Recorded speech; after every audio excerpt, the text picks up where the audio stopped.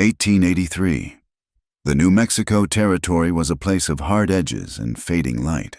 The sun did not set. It surrendered, bleeding out over the high, flat expanse of Red Mesa. The sky was a deep, arterial crimson that stained the towering cliffs, making them look like wounds against the cooling violet air. The wind, relentless and dry, had been blowing for 3 days, a low moan that combed the alkali dust through the splintered, silvered posts of the Dry Willow Ranch. It was a wind that carried no promise of rain, only the grit of the desert and the smell of parched cedar. This was Abel Whitlock's land, or perhaps more accurately, it was the patch of dust he defended against the inevitable creep of the horizon. At 32 years of age, Abel was a man defined by the spaces he kept empty. He was meticulous, his fences agonizingly straight, his small adobe cabin swept clean twice a day. His tools were hung not just on pegs, but in order of size. But he himself was untouched. In a territory where survival often demanded violent collision, where men were forged by friction, Abel had remained separate. He was a man who had never known the press of a woman's hand in comfort, only the frantic grip of a patient in fever. He was, though the word was never spoken, a virgin, not by zealous religious choice, but by a quiet, persistent closing of internal doors. His face was pleasant, square-jawed, but rarely expressive. His hands, though calloused from the ranch work, were always scrubbed clean.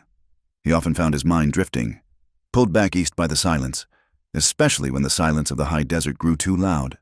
He would remember the heavy, damp heat of Tucson, the smell of carbolic acid and stale linens. The years he spent as a civilian nurse in the Army hospital, he'd been good at it. His hands were steady for stitching torn flesh, his voice low and calm for the dying. He saved men shot over cards and children gasping from croup. He was an intimate of suffering, but saving bodies hadn't saved his own spirit. He'd watched his mother and father, visiting him from back east, waste away in the cholera epidemic of '78. Their faces blurred into the dozens of others he had cleaned and covered. They died grasping his hands, their eyes wide with the messy, terrifying chaos of leaving. When they were gone, the part of him that connected to the world seemed to sever, cauterized by loss. He left the city, left the proximity of tears and fluid and uncontrolled grief. He came here, to Dry Willow, and chose the discipline of the ranch. He lived by rigid routine, wake before dawn, check the fences, mend the tack, read his ledgers. He avoided the chaotic pull of emotion, the unpredictable entanglements of others. He sought cleanliness, order, silence. The silence, however, was thinning. The land was thirsty. The San Felice wash, usually a reliable silver thread carving through the arroyo by late summer, was now just a ribbon of cracked, gray mud and bleached stones. It was drying up with an unnatural speed. He'd found one of his own cattle, dead, its eyes pecked out by crows, its body only yards from the dry bank. The sky offered nothing, just a brassy, endless blue that scorched the eyes. And the rumors came with the dust. They were whispered in Palo Verde, at the Copperbird Saloon and the general store. Clive Brackett. The name tasted like rust and engine oil.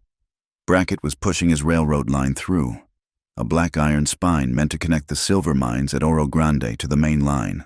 The rumor, gaining weight every day, was that Brackett intended to build a temporary dam, choking the San Felice upstream, miles before it reached the valley. He would hoard the meager flow, creating a reservoir for his steam engines, and then sell the surplus, drop by precious drop, to the mines and the desperate ranchers downstream. Brackett was turning water, the blood of the territory, into coin. This violated something fundamental in Abel Whitlock. He stood by the dry trough, his knuckles white on the rim. His father, a Quaker farmer back in Pennsylvania, had taught him a simple, unshakable truth.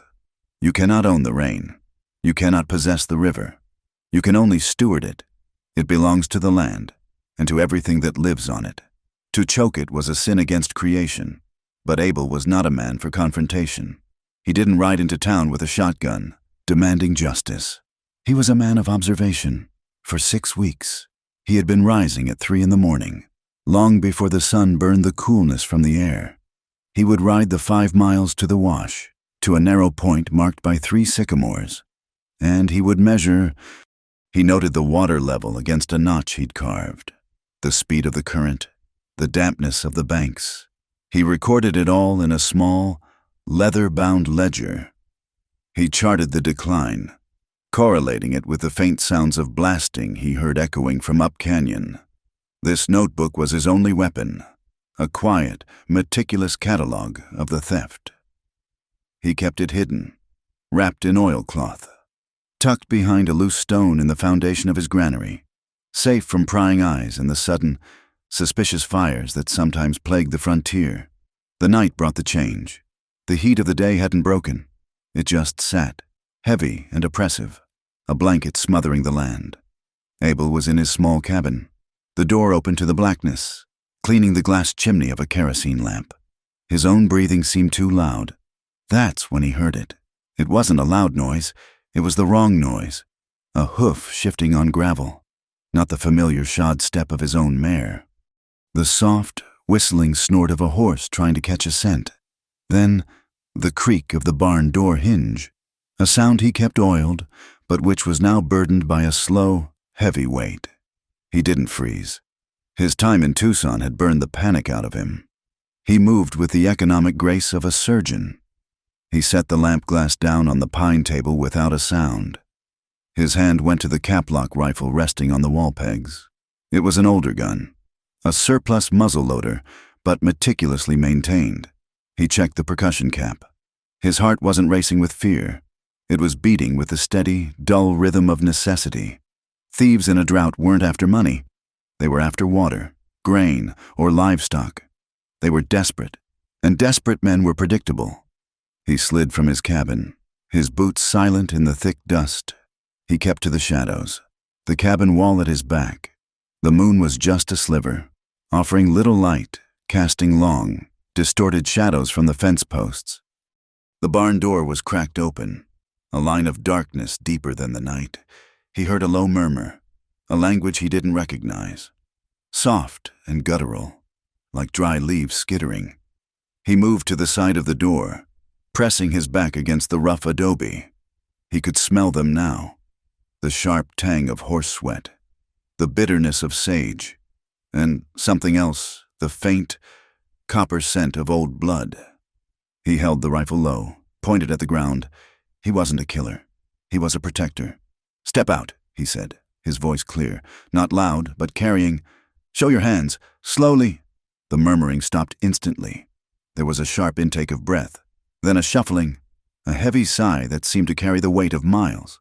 The barn door creaked wide. Abel raised the rifle, sighting down the long barrel, his finger resting beside the trigger, and then he stopped, his breath catching in his throat. This was not what he expected. It wasn't a group of haggard cowboys or masked railroad thugs. The figure filling the doorway was a woman, but she was unlike any woman he had ever seen, in Tucson or anywhere else.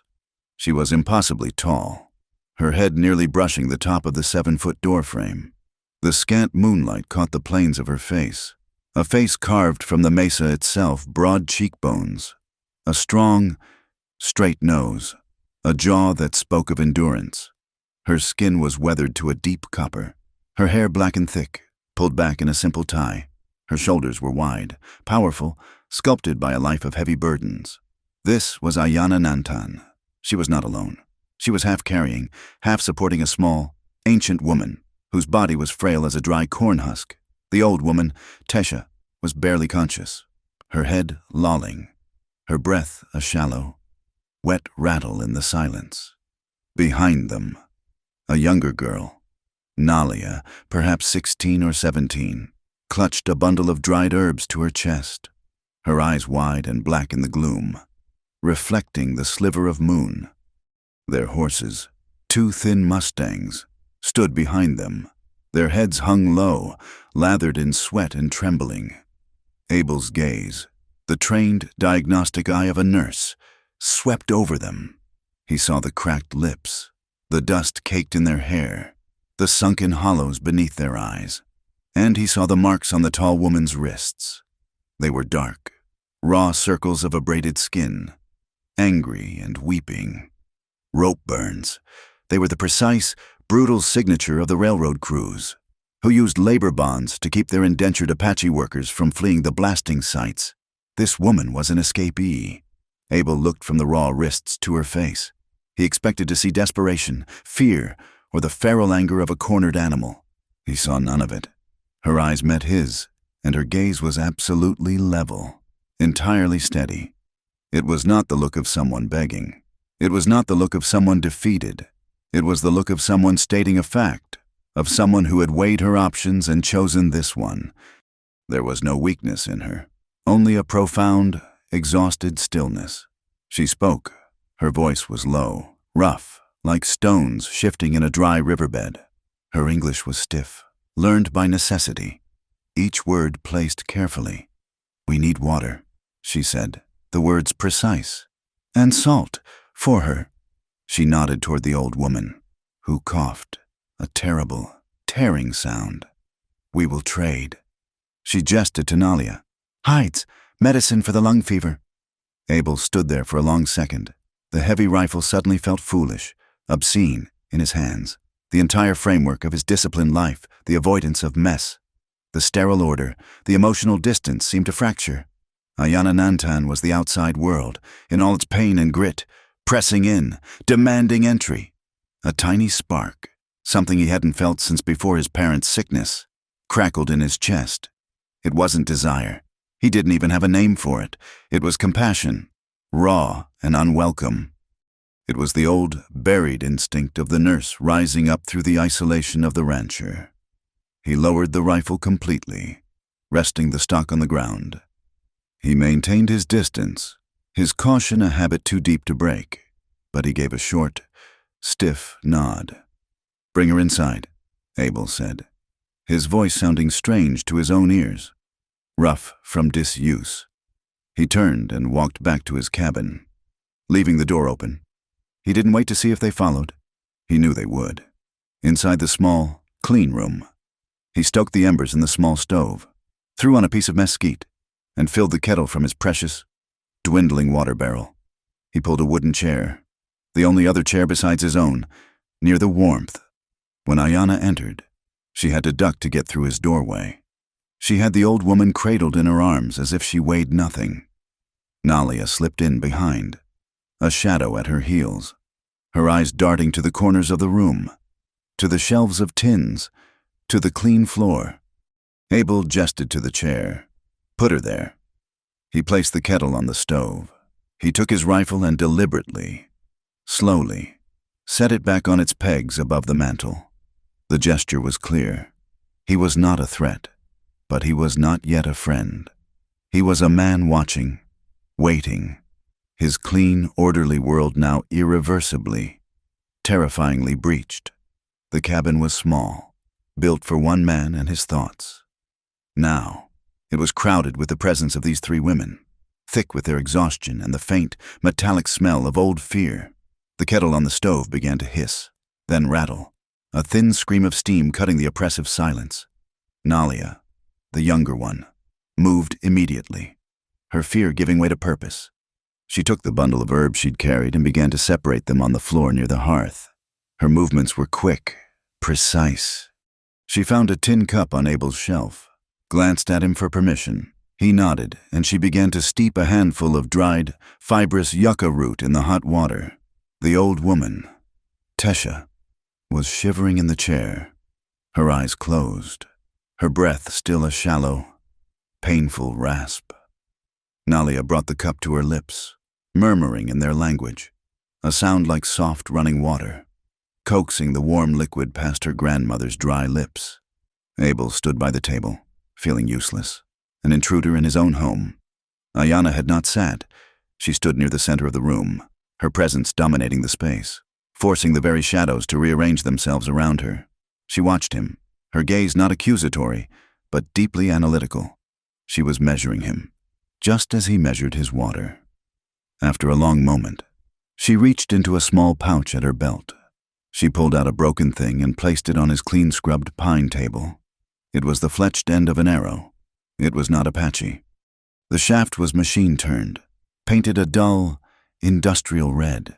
Burned into the wood, just above the feathers, was a small, sharp symbol, a capital B bisected by a railroad spike. Bracket rail security. Abel looked at the broken shaft, then back at her. They marked the runaways. Ayanna said, her hard-won English cutting the air. They do not hunt to return, they hunt to finish, so others do not follow. The small, red arrow on his table felt heavier than an anvil. It was a declaration of war. It connected the abstract rumors in town to the raw, weeping flesh on her wrists. And it triggered something in Abel's meticulous mind. The seal. He'd been in the Copperbird Saloon last week, picking up his mail. Pinned to the community notice board was a new proclamation, announcing emergency water rationing for the public good. Signed by Marshal Orton Pike. It looked official. But what had caught Abel's eye was the new, ornate wax seal next to the signature. It was sloppy. The crown in the center was ill-defined, the lettering blurred, as if pressed by a hand in a hurry. Abel was a man who kept records, in a locked box. He had a fine for improper tethering of a pack animal from 2 years prior. He had paid it, but he kept the receipt. He knew what Pike's official seal looked like. And he knew what his signature looked like. The one in the saloon was close, but it was too fluid, too eager. The O in Orton was an open loop, like a lasso. Pike always closed his O, a small, tight knot of a letter. It was a forgery, a bad one. If you knew where to look, Brackett wasn't just stealing water, he was faking the law to justify it. The broken arrow on his table and the fraudulent seal in his memory clicked together with the sickening finality of a jail door slamming shut. This was not a simple theft. It was a conspiracy that owned the law itself. He looked back at Ayanna, really seeing her. She was tall. He was not a small man, 5'10" and solidly built. But this woman's eyes were almost level with his. She would have to bend her head to walk under the main rafters of his cabin. The sheer fact of her size, her rooted, physical power, made him feel untethered. His controlled, measured world had been invaded by a force of nature. He saw the thirst in her. It was in her eyes, a dryness that went deeper than the lack of water. It was a thirst for peace, for a single moment to stand without looking over her shoulder. It was the deep, aching exhaustion of a person who had been hunted, not for days, but for weeks. And as her eyes held his, he saw another thirst. One he dimly recognized from the fevered ramblings of dying men in the hospital, the simple, human need for a safe touch, for the presence of another who was not an enemy. A thirst for a man who did not see her as chattel, as a prize, or as a beast of burden, but simply as a person. He looked away, profoundly uncomfortable, breaking the gaze. He turned to the old woman. Tesha coughed again, a deep, rattling hack that shook her small frame and ended in a wet gasp. Nalia looked up at him, her eyes black and wide with fear. "She needs more than tea," Abel said. His voice clipped. "Professional, the nurse taking over. She needs food. You all do." He lit a second lamp, the room brightening. He walked to his storeroom, a small, clean shed attached to the cabin, built thick to keep out the rodents. He opened the granary. The rich, clean scent of dry corn, oats, and smoked pinto beans filled the air. He took his shovel and filled a heavy burlap sack with a mix of cornmeal and beans.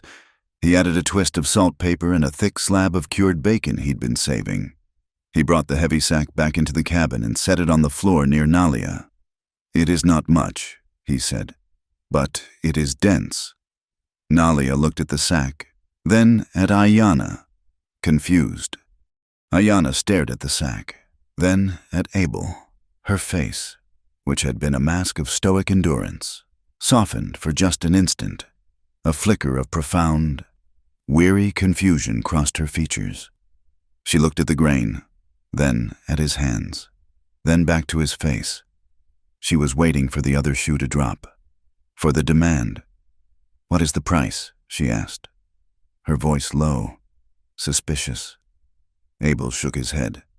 "There is no price. She is sick. You are hungry. Eat." Ayanna simply watched him for a long moment. This act of giving without barter, without demand, was something she could not immediately process. It was a language she had perhaps unlearned, or maybe never known from a white man. The sound came from outside, cutting through the heavy silence. The crunch of multiple horses on the gravel, moving in a wide, slow circle around the cabin. Not thieves. Thieves were quiet. This was a patrol. Instinct moved both of them at once. Abel strode to the table and blew out the main lamp, plunging the room into near darkness.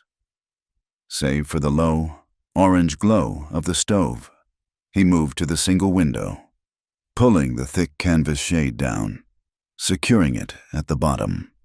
Ayanna didn't hesitate.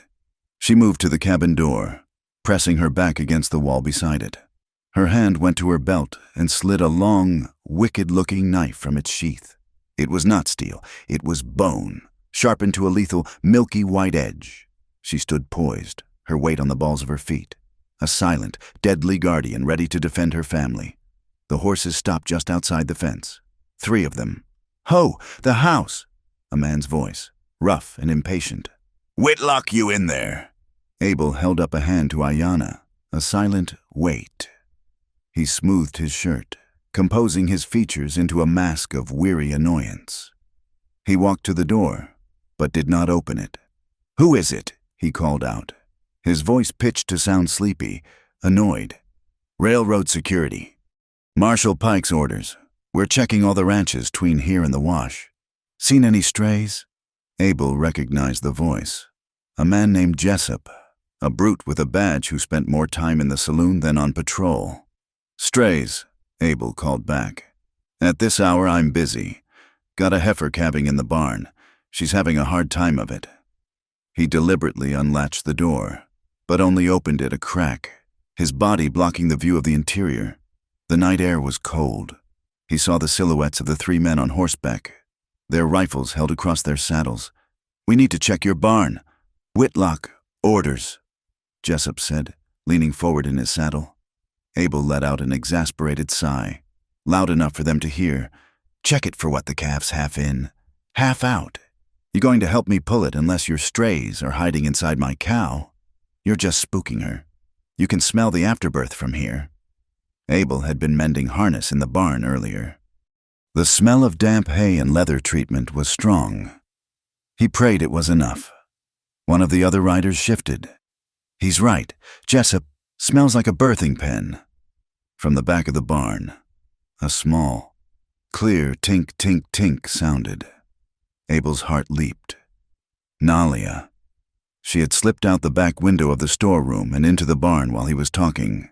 She was ringing the small copper bell he kept on his prize cow. The sound was faint, but clear, a perfect addition to his lie. Jessup spat in the dust. "Fine, we ain't midwives." He looked past Abel, trying to peer into the dark cabin. "You got company." Whitlock heard voices. "Just me and the good Lord," Abel said flatly. "And he's as tired as I am. Now, if you'll excuse me, I've got a calf to save." He did not wait for a reply. He closed the door, firmly, and shot the wooden bolt. They stood in absolute silence. The only sound was Tesha's ragged breathing. Outside, the men muttered. Abel heard the jingle of harness, the creak of leather. Then the sound of hooves, moving away, fading into the rhythmic sigh of the wind. They were gone. Abel let out a breath he did not know he was holding. He turned. In the stove's faint glow, he saw Ayanna slide the bone knife back into its sheath. Nalia slipped back in through the storeroom, her face pale but triumphant. Ayanna walked to the table.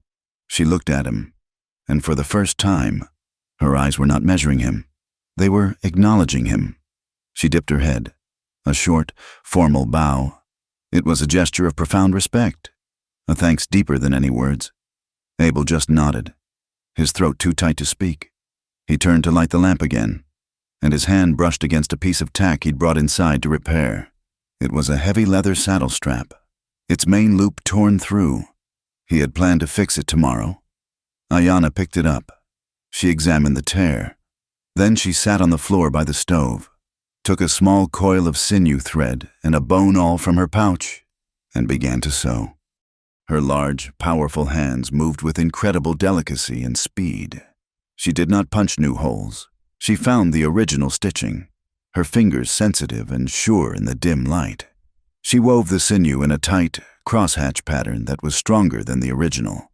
In 2 minutes, she was done. She handed the strap back to him. It was mended. Perfect. A debt paid. A trade completed. He looked at the mended strap, then at the three of them. The old woman, finally asleep, her breathing a little easier from the yucca tea. The young girl, Nalia, vibrating with nervous energy. And Ayanna, watching him, her face calm, preparing to face the night again. The thought of them going back out into that darkness, with Jessup's patrol still sweeping the territory, was unacceptable. It violated his sense of order, his medical duty, and something new, something he did not dare name. "You cannot go," he said. The words came out before he could stop them. Ayanna rose to her full height. "We have traded." "No," Abel said, clearing his throat. "The night is not safe. The patrol will be back. Stay. 1 night, just to get the old one warm. The loft in the barn is dry. It is safe." Ayanna studied his face, searching for the angle, the hidden price. She found none. She saw only a simple, stubborn truth. 1 night, she agreed. The small, mended piece of leather in his hand suddenly felt like a bond, a first stitch pulling 2 disparate, torn pieces of the world together. The sun rose on a changed world. At least, it felt that way to Abel. The 1 night he had offered had passed, and the blunt, undeniable reality of his guests remained. He had spent the night in his cabin chair, rifle across his lap, dozing fitfully. The women had taken the barn loft, a space he normally kept filled with seed bags and cured hides. He had heard them stirring before the first hint of gray light touched the horizon. He rose, his joints stiff, and went to the pump. He drew water, the handle's rhythmic squeak the only sound in the territory. He was conscious of his every move, aware that he was being watched from the loft. When he turned, Ayanna was standing in the barn doorway, blocking the light. She did not look like she had slept. She looked like she had been waiting. She looked up. "The wind," she said. He followed her gaze to the roof of his small cabin. The 3 days of wind had worked a patch of his sod roofing loose, peeling back a corner near the chimney. It was a minor, annoying repair he'd planned to fix on Sunday. Before he could speak, she was moving. She grabbed the splintered, heavy-set ladder he kept against the granary wall and propped it against the cabin.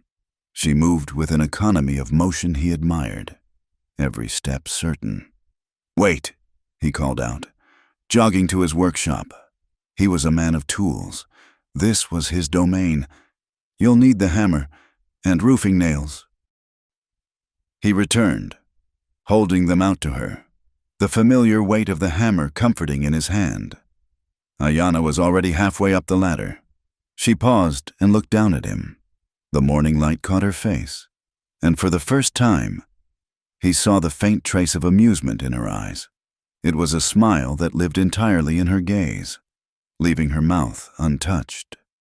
"You hold the nails," she said, her voice rough with the morning. She climbed onto the roof, her weight barely causing the beams to creak. She walked to the loose panel of sod and wood, bent and lifted the 100-pound section with one arm, holding it steady against the sky. "I hold the sky." Abel felt a flush creep up his neck. He was embarrassed, his offer of a hammer now feeling small and foolish. He climbed the ladder, his pockets heavy with nails, and joined her on the roof. He knelt, positioning the panel, his hands working near hers. He held a nail in place. She took the hammer from his belt, her movement sure, and drove the nail home in 2 precise, powerful strokes. They worked that way for 10 minutes, a silent, efficient team. He placed the nails. She drove them. As he reached into his pocket for the last handful, his hand brushed hers. Her fingers, calloused and hard as cured leather, scraped lightly against the skin of his wrist. He flinched, pulling his hand back as if he'd touched a hot coal. He looked at his own skin. It was pale, smooth, the skin of a man who scrubbed with lye soap, the skin of a nurse. Her touch was the first unsolicited, non-medical contact he'd had from another human being in what felt like a lifetime. The jolt was sharp, electric, a shock that ran straight up his arm and lodged in his chest. Ayanna stopped, hammer poised, watching his reaction. Abel felt the red in his neck deepen. He gave a short, awkward laugh. "Sorry," he mumbled, feeling like a boy. Static. She did not laugh. She just watched him, her gaze analytical again, as if adding this new piece of information, his skittishness, his softness to her mental ledger. She finished the last nail, handed him the hammer, and climbed down, leaving him alone on the roof, his wrist still tingling. He found them in the barn later. Tesha was awake, propped against a grain sack. Her breathing was still labored. A dry, papery rattle. Abel had brought his medical kit, the small leather satchel he'd kept from his hospital days. He opened it, the familiar smell of carbolic acid and dried herbs a comfort. "Her lungs are weak," he said quietly to Nalia. "I have a tincture of mullein and horehound. It will help her breathe." He uncorked the small brown bottle. But Nalia put her hand up, gently stopping him. "Grandmother does not take the bottle medicine," she said softly. "It fights with the herbs." Tesha coughed, a weak, rattling sound. Nalia pointed to the old woman's ankles, which were swollen, tight against the leather of her moccasins. "The journey," Nalia said. She showed Abel a piece of yucca root she had saved. "We must bind her, to pull the water." Abel, the nurse, was skeptical, but he was also a guest in their suffering. "Show me," he said. He watched as Nalia showed him how to use a smooth stone to crush the root. Releasing its soapy, potent juices, she mixed this with a pinch of clay and ash, forming a thick, gray poultice. "You do it," Nalia instructed, pushing the bowl toward him. "Your hands are clean." He hesitated. His training screamed at him that this was unsterile, but he looked at Tesha's trusting, exhausted face. He dipped his fingers into the poultice. He gently unwrapped the old woman's moccasin. His hands, which had stitched wounds and set bones, were clumsy with this new, earthen medicine. "No," Nalia corrected, touching his fingers. "Like this, press, do not rub. Let the earth draw the fire." Abel followed her direction, his hands steadying. He applied the cool paste to Tesha's swollen skin. The old woman sighed, a small sound of relief. He then took the soft, smoked deerskin wraps Nalia gave him and bound them, not with the tight efficiency of a linen bandage, but with the firm, gentle pressure she demonstrated. When he was done, Tesha's breathing seemed, if only slightly, easier. She reached out a claw-like hand and patted his arm. Her touch was dry, light as a leaf, and it did not make him flinch. He looked at Ayanna, who had been watching the entire exchange from the shadows of the stall. She gave him a single, slow nod. Approval. He felt a ridiculous, warming pride. The day wore on, the heat building toward noon. The tension of the previous night's patrol was a low hum beneath the normal ranch sounds. One of their mustangs, tethered to the fence, suddenly shied, pulling violently against its rope. Its eyes went wide, white-rimmed, its ears pinned back. "Whoa, easy now," Abel said, moving toward it, hands out, his voice the low, calming monotone he used for spooked animals. The horse was not listening. It snorted, tasting the air, and reared, its hooves flashing. "Snake, maybe," Abel muttered, stopping his approach. Ayanna emerged from the barn. She did not speak to the horse. She did not approach its head. She moved in a slow, sideways circle, humming a low, repetitive, tuneless note. It was a sound that seemed to come from the earth itself.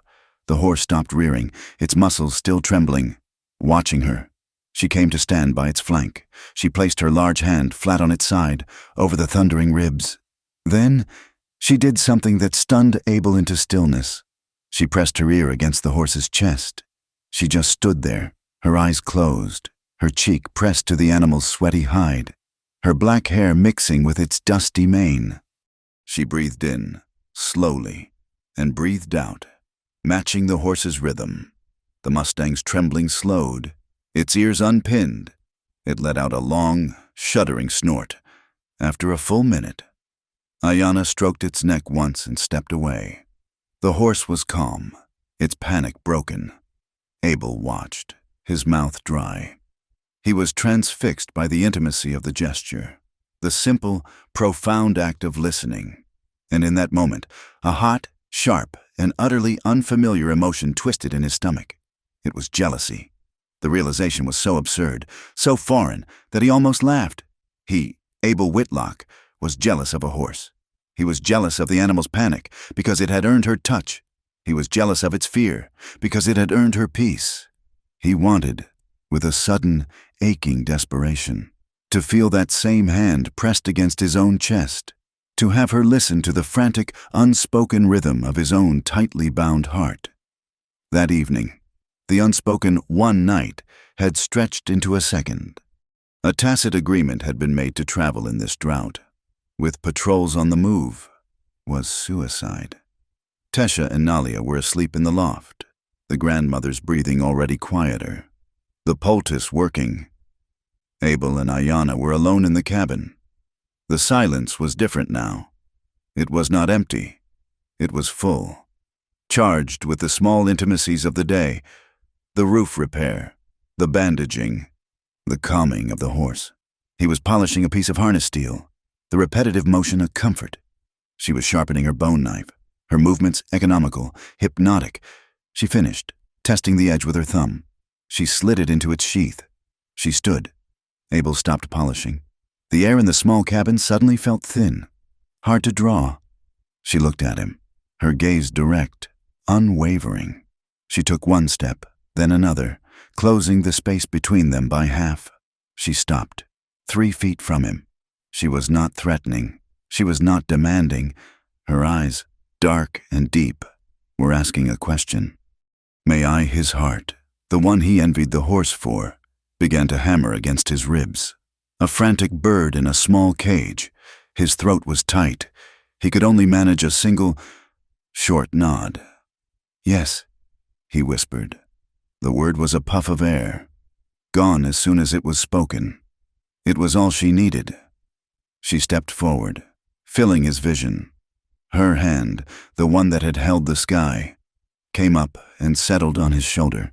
Its weight was astonishing. It anchored him. Her strength was a palpable thing, a warmth that soaked through his cotton shirt. She did not push, but gently pulled, inviting him closer. His own body, clumsy and foreign to him, responded. His hand, shaking almost imperceptibly, rose and came to rest on her back, on the strong, solid curve of her waist. The woven fabric of her tunic was rough beneath his palm. He stopped, his hand hovering, waiting. He needed her to know this was a question from him, too. He felt her breath against his temple as she nodded. A slow, consenting yes of her own. She leaned in. He forgot to breathe. This was the moment his disciplined life had been built to avoid. The chaos, the unknown. Her breath was warm, smelling faintly of the sagebrush and the yucca tea. Their noses brushed. A soft, electric contact. His eyes slid shut.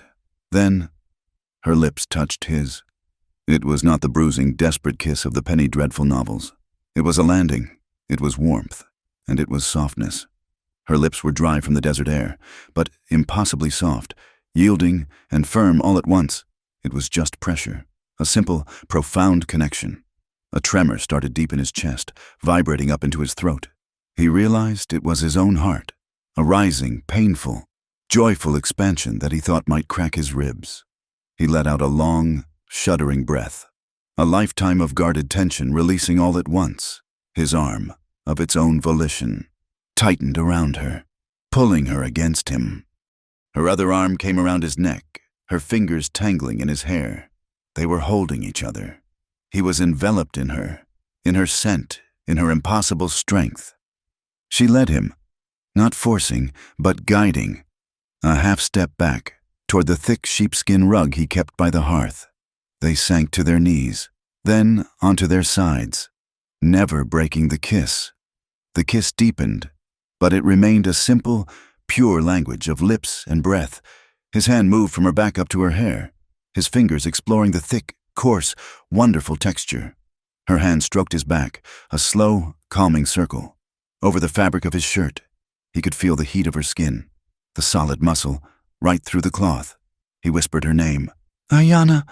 It felt like the first true word he had ever spoken. She pulled back, just enough to look at him, her eyes dark in the firelight.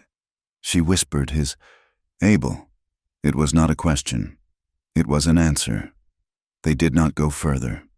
They lay there, holding each other, their bodies pressed close, fully clothed, a tangle of limbs and quiet breathing. It was enough. It was everything. Later, the fire had burned down to glowing embers. They sat outside the barn, leaning against the adobe wall, which still held the day's warmth. The patrol was a bad memory. The territory was silent, the sky a vast, cold spray of stars.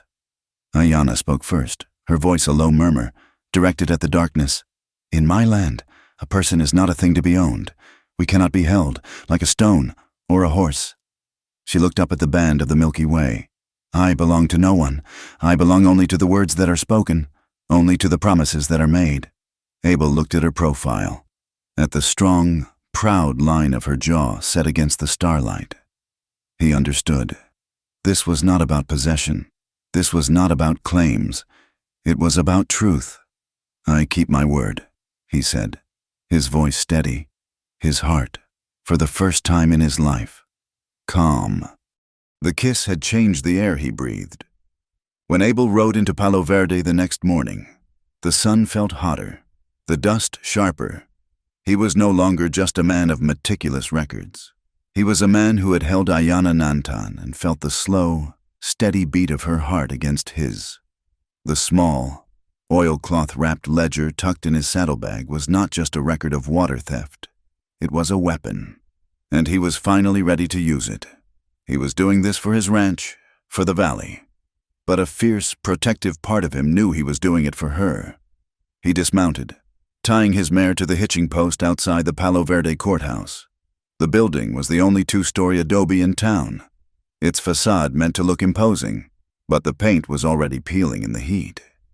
Abel felt a surge of civic duty, the old, orderly part of him believing that facts, clearly presented, would prevail.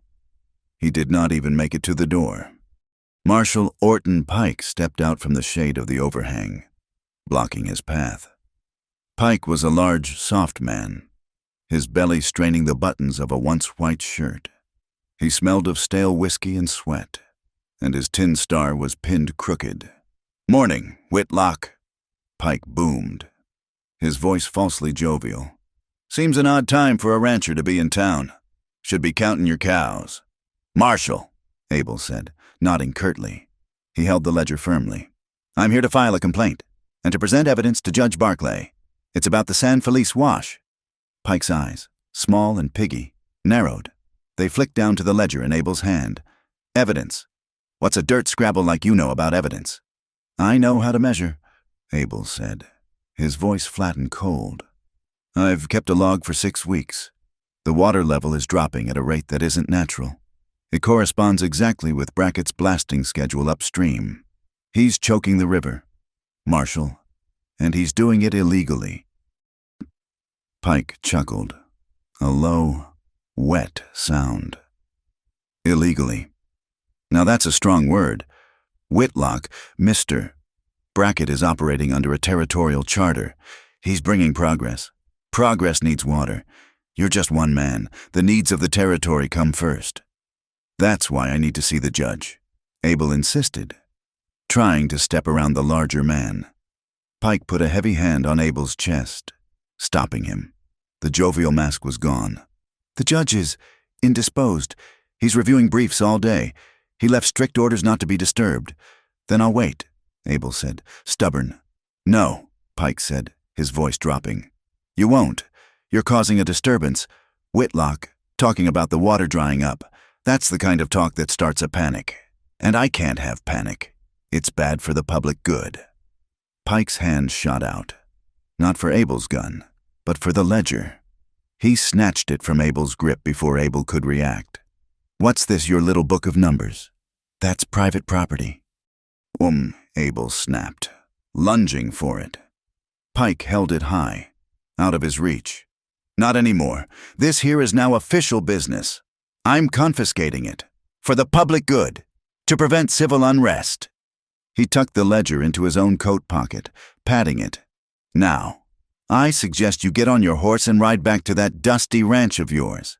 And you keep your mouth shut about this. You understand me, or your next complaint will be for vagrancy. From inside my jail. Abel stood there, stunned, his hands empty. He had just been legally mugged in broad daylight by the law itself. He watched, powerless, as Pike turned, hitched his gun belt, and sauntered across the street. Not to the courthouse, but to the Copperbird Saloon. He did not know he was being watched. High above the street, on the flat roof of the Mercantile adjacent to the saloon, Ayanna lay flat, a patch of shadow in the blazing sun. She and Nalia had followed him. Ayanna had trusted Abel's intentions, but she did not trust his world. She saw Pike stop him. She saw the theft of the book. She saw Abel's slumped, defeated shoulders. It was what she expected. The white man's law was a stacked deck. But she was not watching the courthouse. She was watching the saloon. The window to the upstairs private room was open a crack to catch any stray breeze. It was directly across from her position.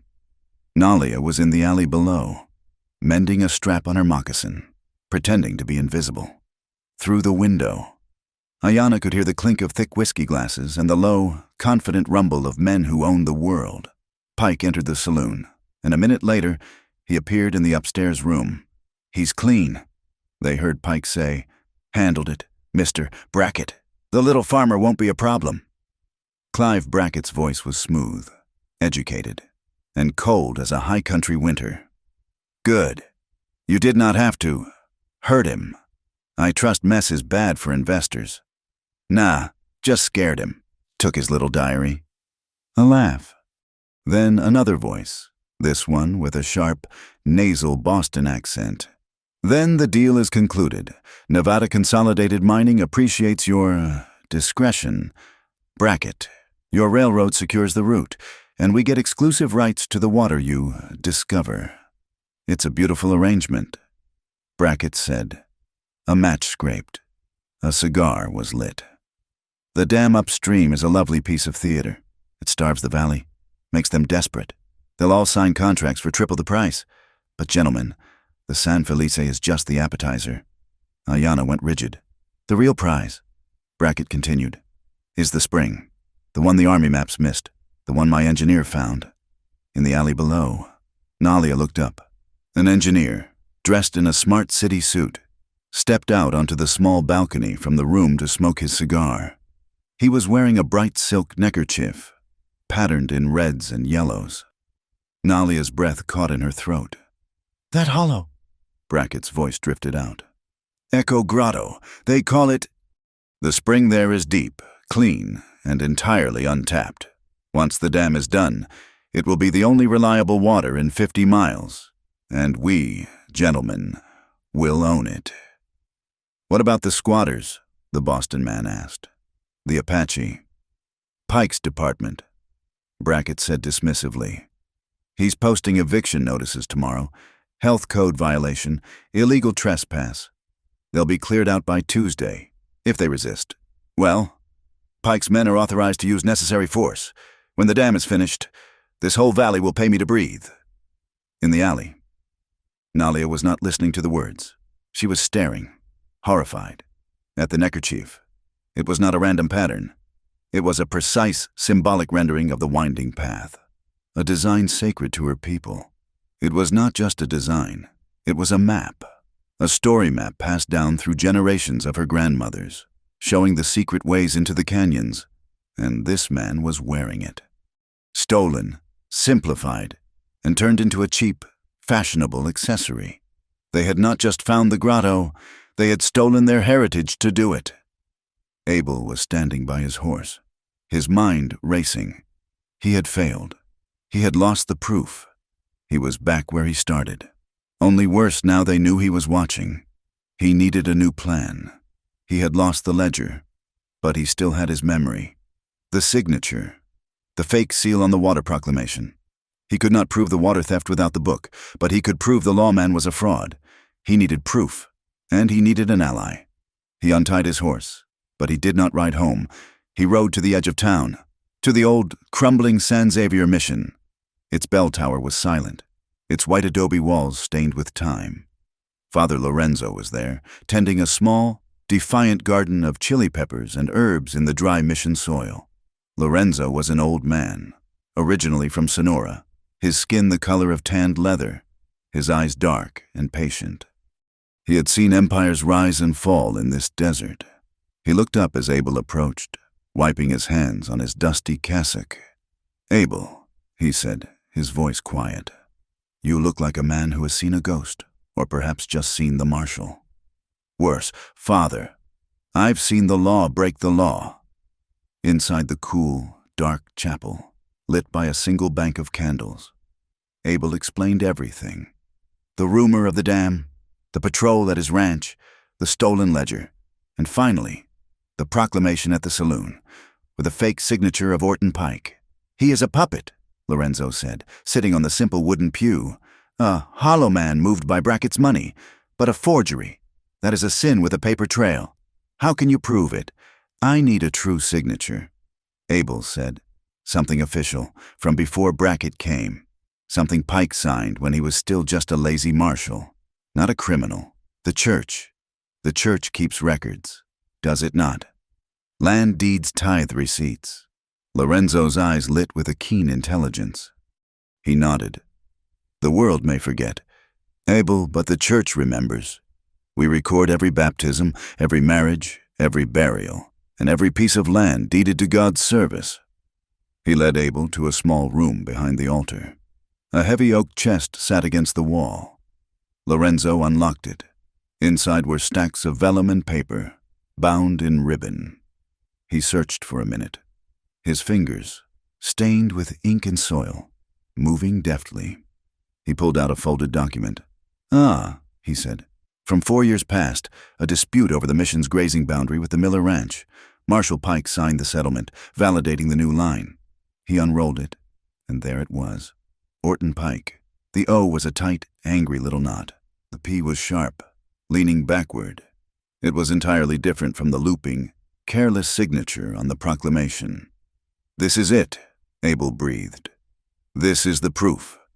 "It is a proof," Lorenzo corrected gently. "But it is God's proof. You cannot take it, but—" He smiled, a small, cracked smile. "We can make a copy. The Lord provides." He led Abel to his study, where he kept his inks and tracing paper for illuminating his Bibles. "You have steady hands, my son. Begin." While Abel worked, meticulously tracing the true signature, Ayanna and Nalia were riding hard. They bypassed the ranch, heading straight for the high broken cliffs of the Knife Ridge Canyon. The main entrance to Echo Grotto was a wide box canyon that would be a death trap, easily watched. Nalia's discovery confirmed they knew the grotto, but Ayanna prayed they did not know the grotto's secrets.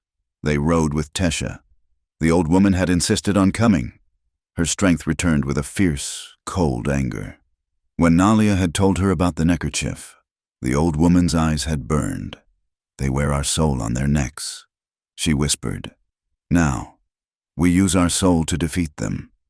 They left the horses in a hidden draw. Ayanna and Nalia helped the old woman climb. Knife Ridge Canyon was a maze of sharp rocks and sheer drops. Ayanna knew the main paths, but Tesha knew the old paths.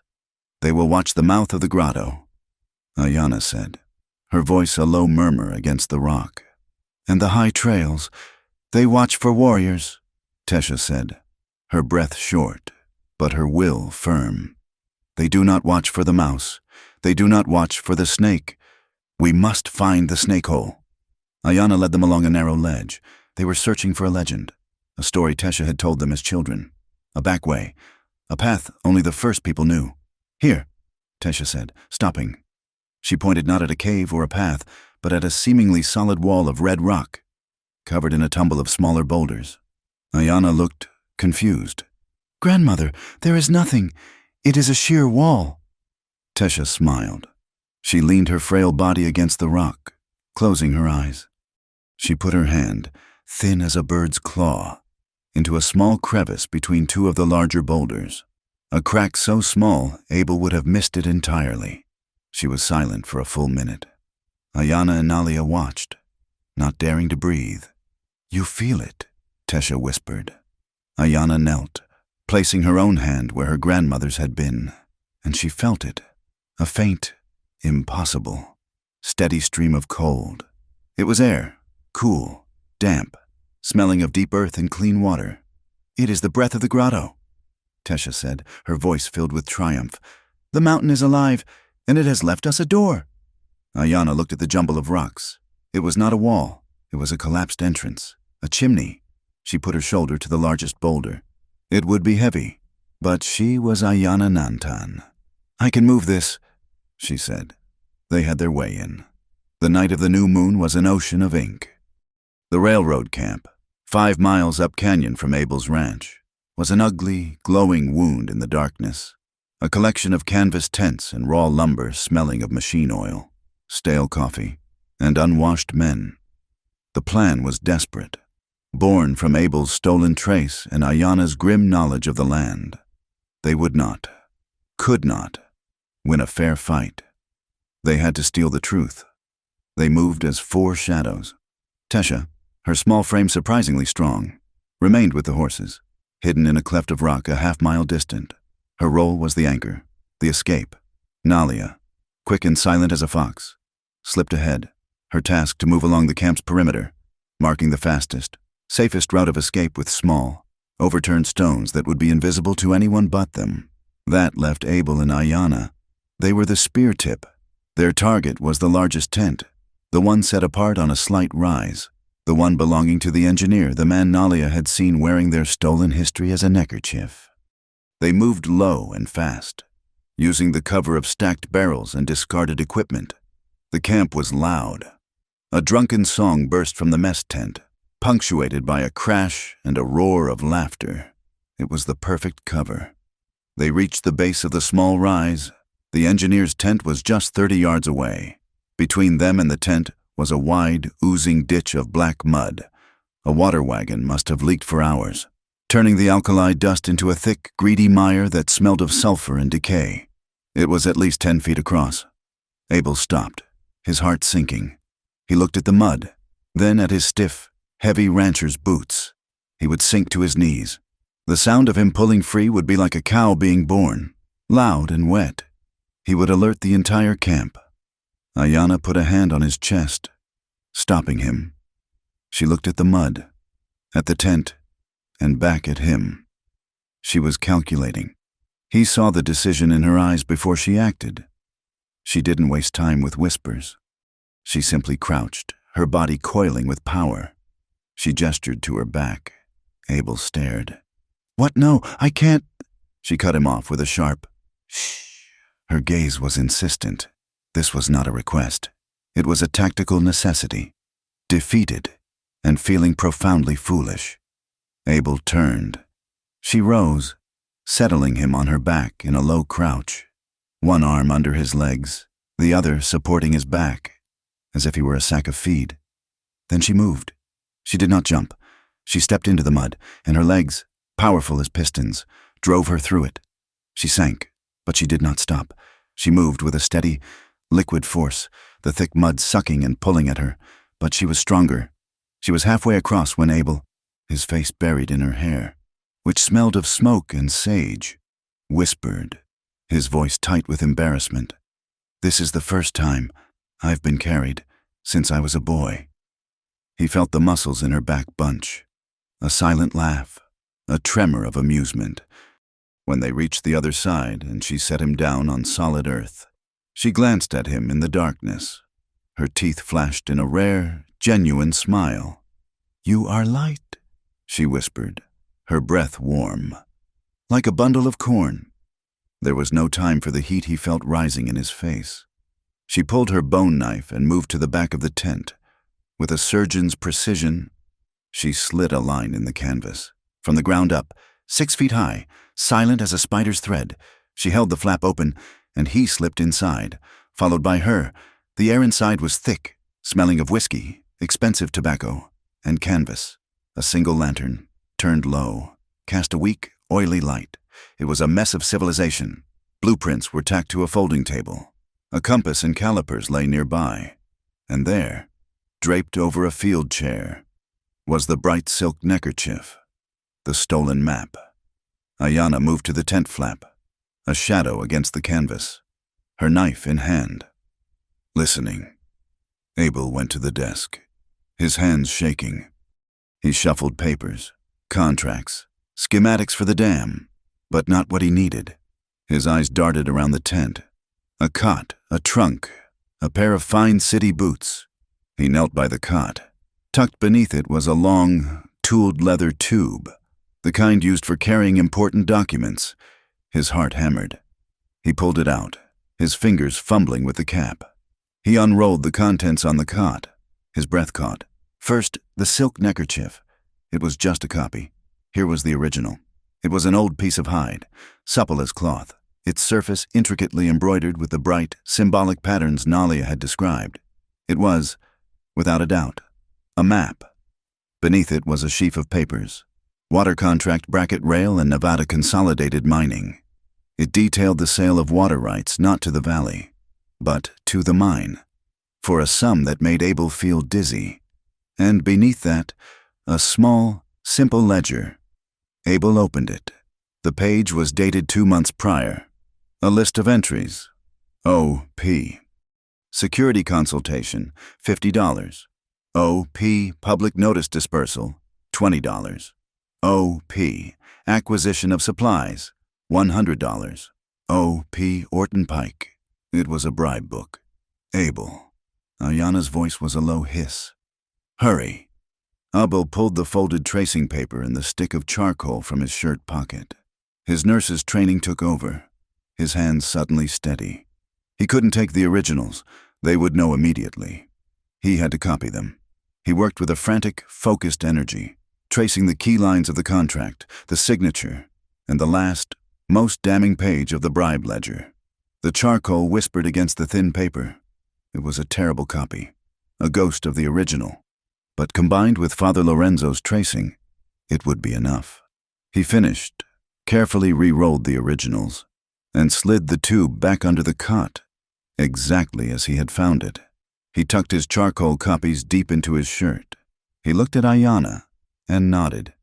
Done. Hey, Flanagan. A voice shouted from outside, shockingly close. You awake in there? Heard you had a bottle for... What the hell? Footsteps crunched on the gravel, moving fast, coming right for the tent, not the engineer.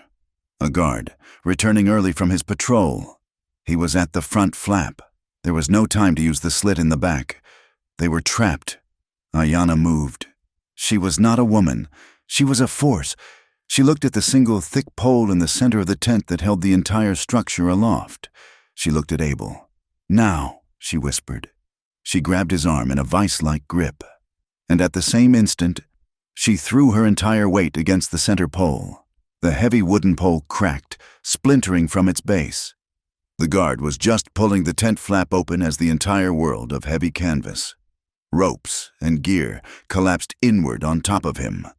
Our God, the man yelled, his voice muffled, as he was buried in a disorienting, suffocating avalanche of fabric. Ayanna didn't wait to see the result. She yanked Abel's arm, pulling him low, and dived into the deep. Absolute darkness beneath a massive, high-wheeled supply wagon parked next to the tent.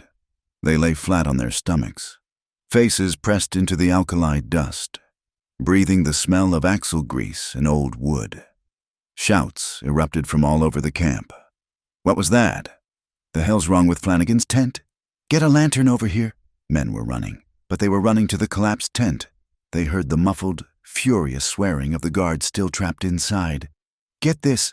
Off me, damn it! It's coming down!" "They think it was the wind," Abel breathed, his heart feeling like it would burst from his chest. "They will not think that for long," Ayanna whispered back. She pointed with her chin. "There, their escape route, Nalia's route. But to get to it, they had to cross a 20-foot open space, and then a dense, dark patch of shadow that Abel recognized with a lurch of fear. Pineapple cactus. The ground was thick with them. "Move," she ordered. They slithered out from under the wagon, keeping low, a pair of snakes in the dust. The chaos at the tent covered their movement. They reached the cactus patch and plunged into it. They moved fast, weaving through the treacherous, spiny plants. Abel was less graceful. He stumbled, his right arm flailing out to catch his balance. He hissed, a sharp intake of breath as a cluster of needle-sharp thorns scraped deep, from his wrist to his elbow. The pain was immediate, a searing, white-hot fire, but he didn't stop. He scrambled to his feet and kept running, the adrenaline a welcome, numbing poison. They cleared the patch, found Nalia's first small stone marker, and ran. They did not look back. They ran into the embrace of the open, dark desert, their lungs burning, until they reached the arroyo and the safety of Tesha and the horses. They were a mile away before they stopped. They were safe, for the moment, breathing in ragged, painful gasps. "You are hit," Ayanna said. It was not a question. Abel looked down. His sleeve was dark, soaked. Blood was dripping from his fingertips onto the sand. "It's just a scratch," he panted. Ayanna tore a long, clean strip of cloth from the spare tunic in her saddlebag. She uncorked her own canteen and, without asking, began to clean the wound. Her touch was firm, professional, wiping away the blood and grit. "It is not just a scratch," she said, her voice flat. "The thorns are poisonous. They will fester." He winced as she dug a small, broken spine from his skin. The pain was sharp, and he couldn't help a small gasp. She paused. Then, instinctively, she leaned forward and blew a soft, cool stream of air across the angry red welts. Abel froze. The gesture was simple, unthinking, the kind of comfort one would give to a child or a horse. It was profoundly, shockingly intimate. He could feel the warmth of her breath on his skin, a stark contrast to the night air.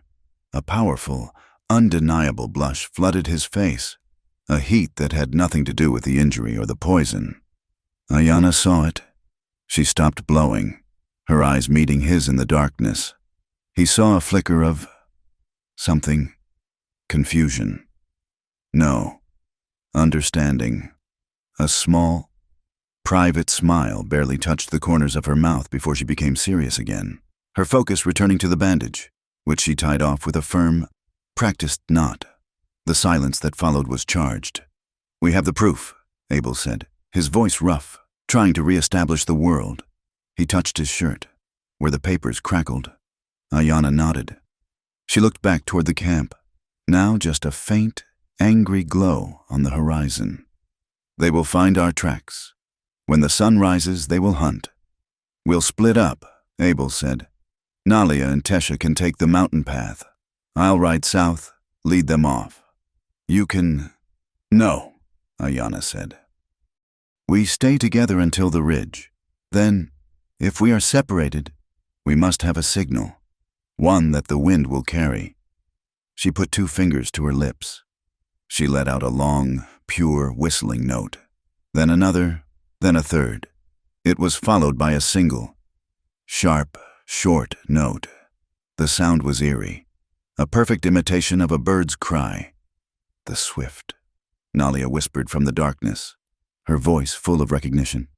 "The one that nests over the high cliff, the one that means water is near." Ayanna looked at Abel. "You." He put his fingers to his own lips. He was a rancher, not a hunter, but he had whistled for his dogs. He tried. His first attempt was shaky, the notes airy. "Again," Ayanna commanded. He tried again, focusing, his arm throbbing in time with his pulse. 3 long notes, one short. This time, it was clear. It was the sound of a swift over the cliff. He looked at her, and she nodded, satisfied. They were a team, and they had a long, dangerous night ahead of them. The wind changed. It had been a dry, sighing wind for days. But as they cleared the last of the foothills and pushed the horses toward the relative safety of the broken lands, the air turned solid. It stopped being air and became a moving wall. The change was terrifyingly fast. The sky, which had been a pale, pre-dawn gray, turned a sick, sulphurous yellow. The world did not go dark. It went opaque. "Sandstorm!" Abel yelled, the wind ripping the word from his mouth and shredding it. He pulled his kerchief up over his nose, the grit already stinging his eyes. The horses screamed. It was a high, thin sound of pure animal terror as the first volley of heavy sand hit them. 1,000,000 tiny needles. "This way!" Ayana's voice was a roar, barely audible. She had the lead, grabbing the bridle of Nalia's horse. To the rocks, grandmother Tesha, who had seemed so frail, was a different woman. She was not fighting the wind. She was riding with it, low over her horse's neck, her eyes slits, guiding them. She pointed not at a canyon, but at a shallow, black shadow in a low cliff face and overhang, a wide scoop eaten out of the sandstone by centuries of this very wind. It was not a cave. It was barely shelter. But it was all they had. They half fell, half scrambled from the horses, dragging the animals in after them. The small hollow was perhaps 30 feet wide and only 10 feet deep. They pushed the terrified horses to the back, where they huddled, their bodies a living, trembling wall. The 4 humans pressed themselves against the rock face as the world outside vanished. The sound was a physical weight. It was a solid, deafening, basso howl, as if a giant harp string were being stretched across the mouth of the desert. The air inside the small shelter turned thick with choking dust. Sand blasted against the opening, piling in drifts at their feet. It was a living thing, this storm, and it was trying to get in, trying to scour them from the rock.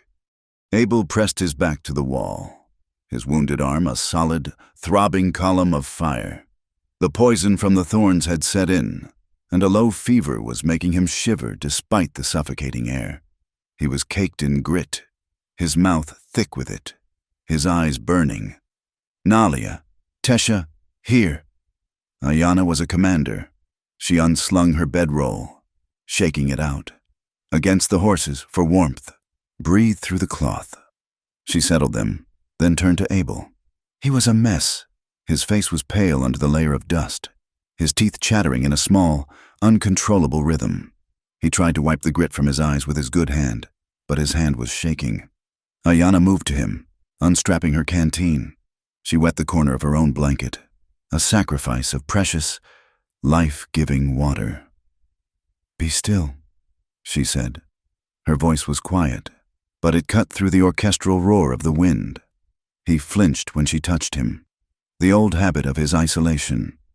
"Still," she commanded again, her voice softer. Her large, calloused hand cupped the back of his neck, holding him steady.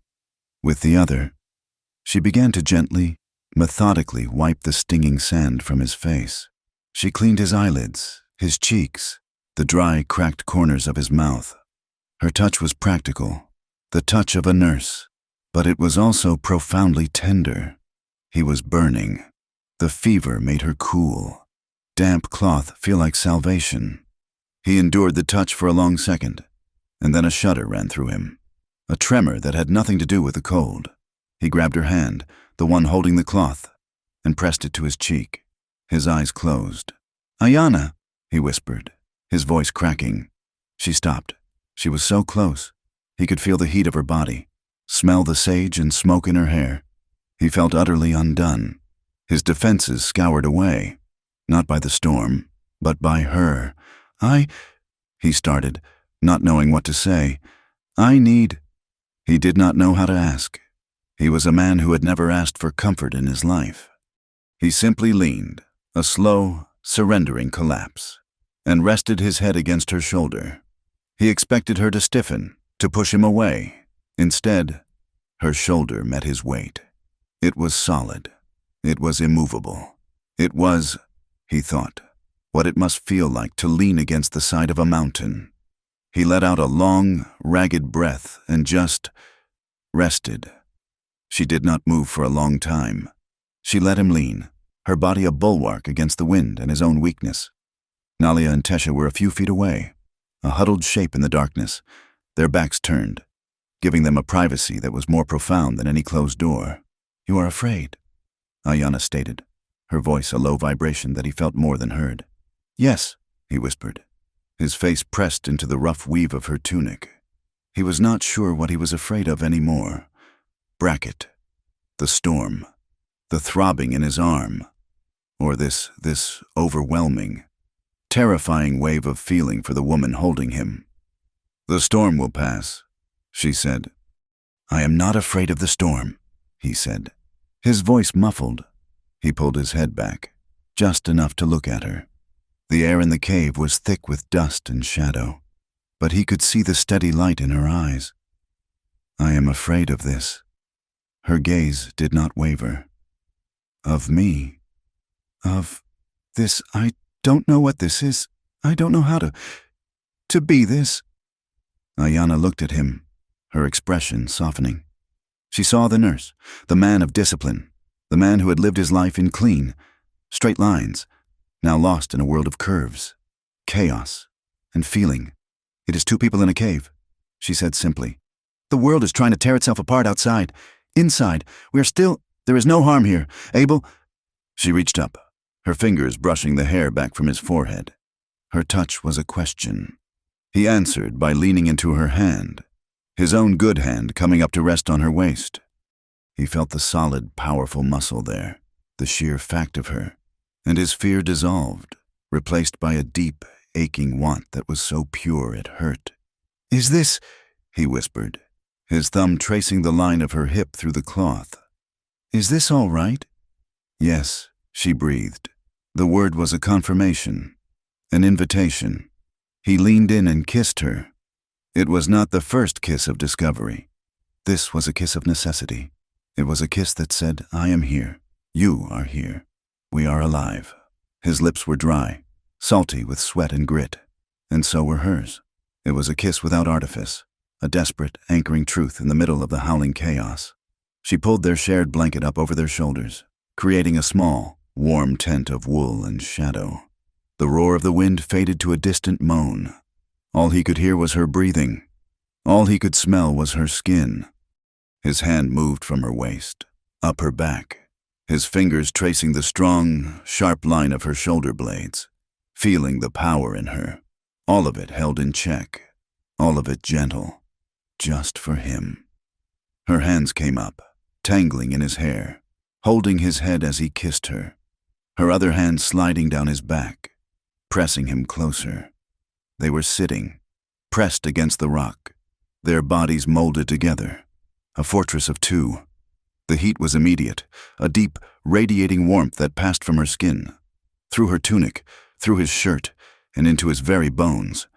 His fevered shivering stopped, replaced by a different kind of tremor. He could feel the steady, powerful beat of her heart against his ribs. Or maybe it was his. He could no longer tell where he ended and she began. "Ayana," he murmured against her mouth, his breath mingling with hers. She pulled back, her forehead resting against his. "You are salt and dust," she whispered.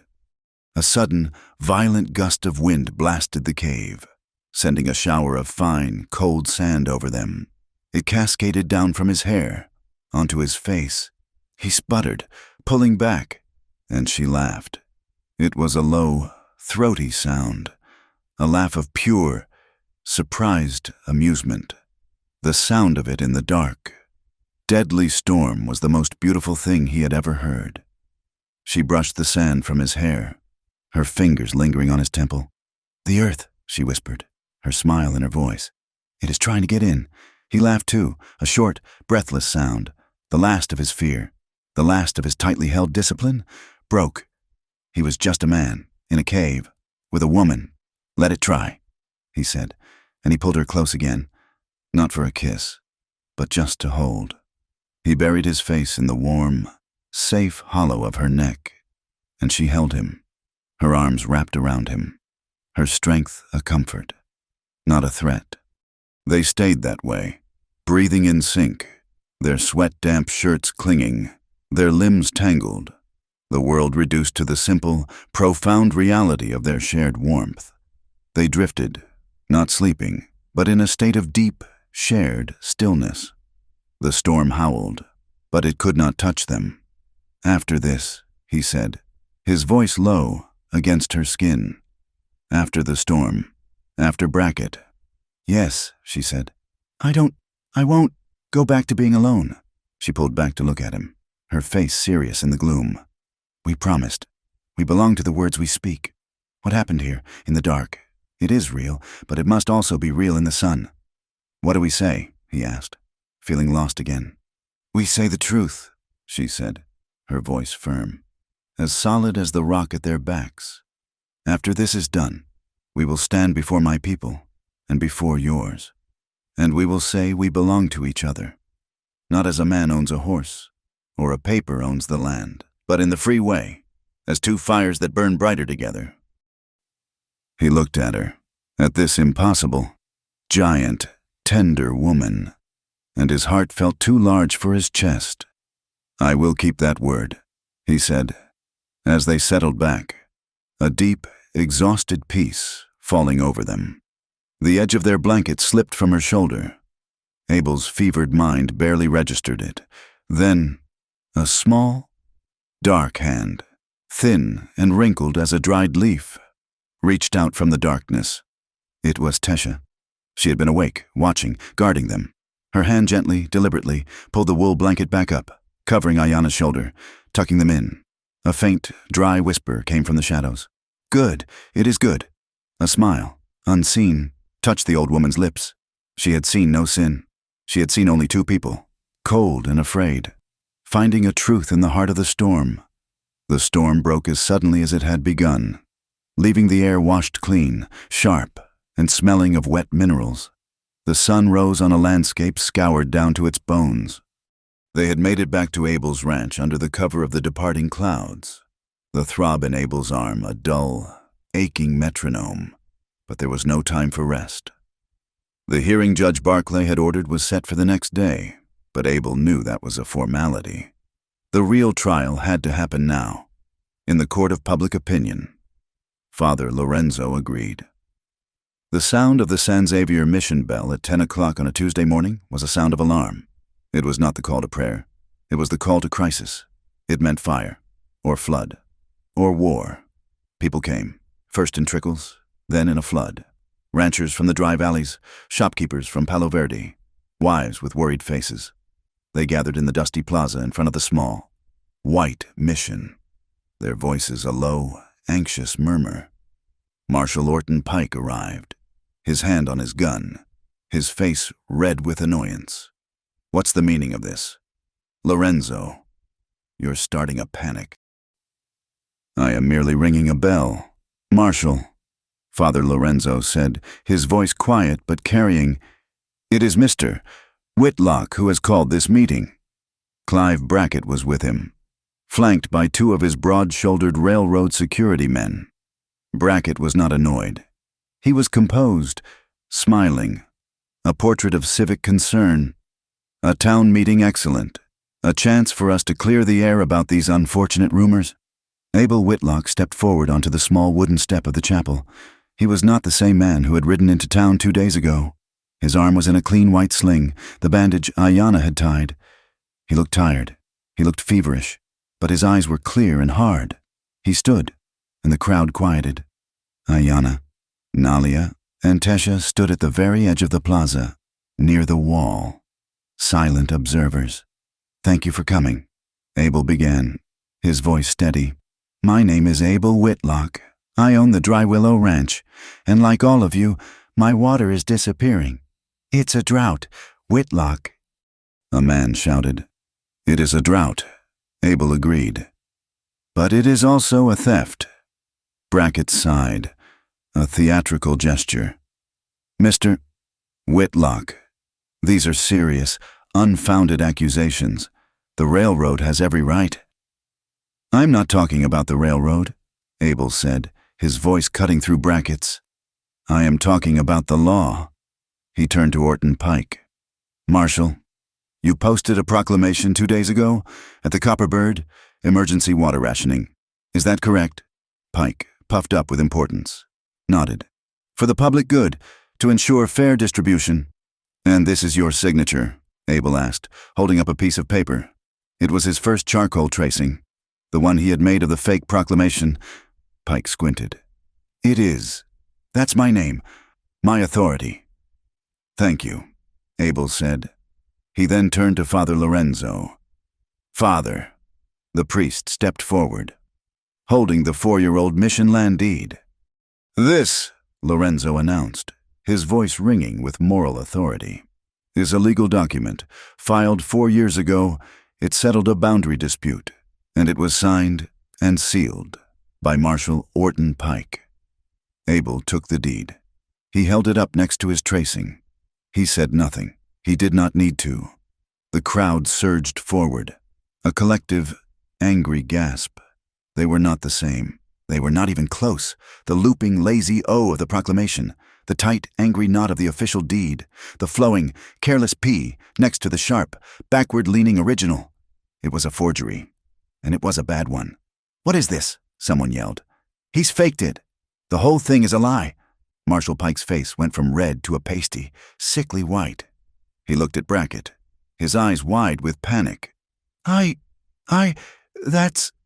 It's a smudge. The ink. It is a forgery, Abel said, his voice flat. The law in Palo Verde has been bought. He then held up his other tracings, the ones from the engineer's tent. And here is why. A contract between Brackett Rail and Nevada Consolidated Mining, selling them the exclusive rights to the water from the dam. Not to us, to the mine. The murmur became a roar. And here, Abel's voice rose, is the bribe. A ledger. O.P. $50. O.P. $100. Our marshal, Orton Pike, bought for pocket change. Pike's hand went to his gun. That's a lie, you. You stole that. It's planted evidence. Quiet, Marshal, Brackett snapped. His smooth composure had finally cracked, but only for an instant. He raised his hands, stepping in front of Pike. Friends, please, this is a terrible misunderstanding. He smiled, a mask of pained reason. It seems my marshal has been overzealous.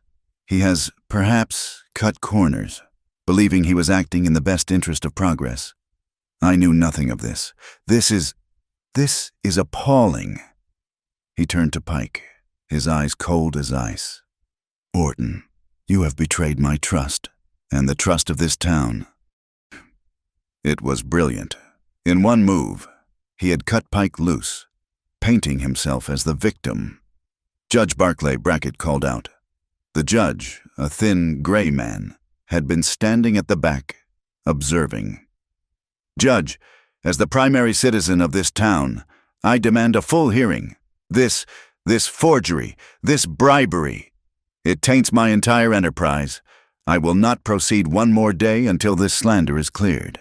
It was a gamble, and it worked. Judge Barclay stepped forward. I agree. I was already preparing a hearing. Given this evidence. He looked at the tracings with distaste. I am issuing a formal, temporary injunction. All work on the San Felice Dam will stop, effective immediately.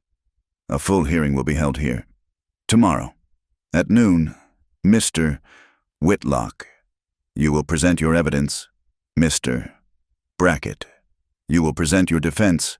And Marshal Pike, you will surrender your badge, pending this investigation. The crowd cheered. Abel had won. But as he watched Brackett smile and nod, an accommodating, reasonable man, he felt a cold chill. Brackett had agreed too easily. He had not lost. He had just changed tactics. His fear was confirmed an hour later. Brackett and his men were in the Copperbird saloon, but Ayanna was not with them. She had followed the whispers, the anger. She was by the river, where the cottonwoods grew thick, watching the new arrivals. They had not been in town for the meeting. They were a different breed. They were 5 men, led by one. His name was Hector Vale. He was thin, dressed in a clean black duster, and he did not drink. He was sipping water while his men ate. Ayanna was hidden in a tangle of roots on the opposite bank, not 50 yards away. The sound of their voices carried clearly over the slow-moving water. "It's a mess, Mr. Brackett," Vale said, his voice soft, almost polite. "A legal mess. The law's a tool. Hector." Nothing more. Brackett's voice was hard, stripped of its public charm. "Barclay's injunction is just paper, but those tracings, they are poison. The originals are even worse. I need them. All of them. The ones the farmer has, and the ones still in my engineer's tent." "You want us to find them," Vale said. "I want you to acquire them," Brackett corrected. "I want you to resolve the source of the problem. The farmer, the tall Apache woman he's with, the old one, all of them. Witnesses." "That's more than acquisition. Mr. Brackett, that's supplemental. Your price will be met. I want this handled tonight, before the hearing. A tragic accident. A robbery gone wrong. An ambush by wild Apache, perhaps. Be creative." "Understood," Vale said. "My men will take the ranch. We'll get the papers and silence the farmer. But the engineer's tent, it's railroad property. My men don't go near it." "No," Brackett said. "I'll have my own men clear it out. They'll find the originals.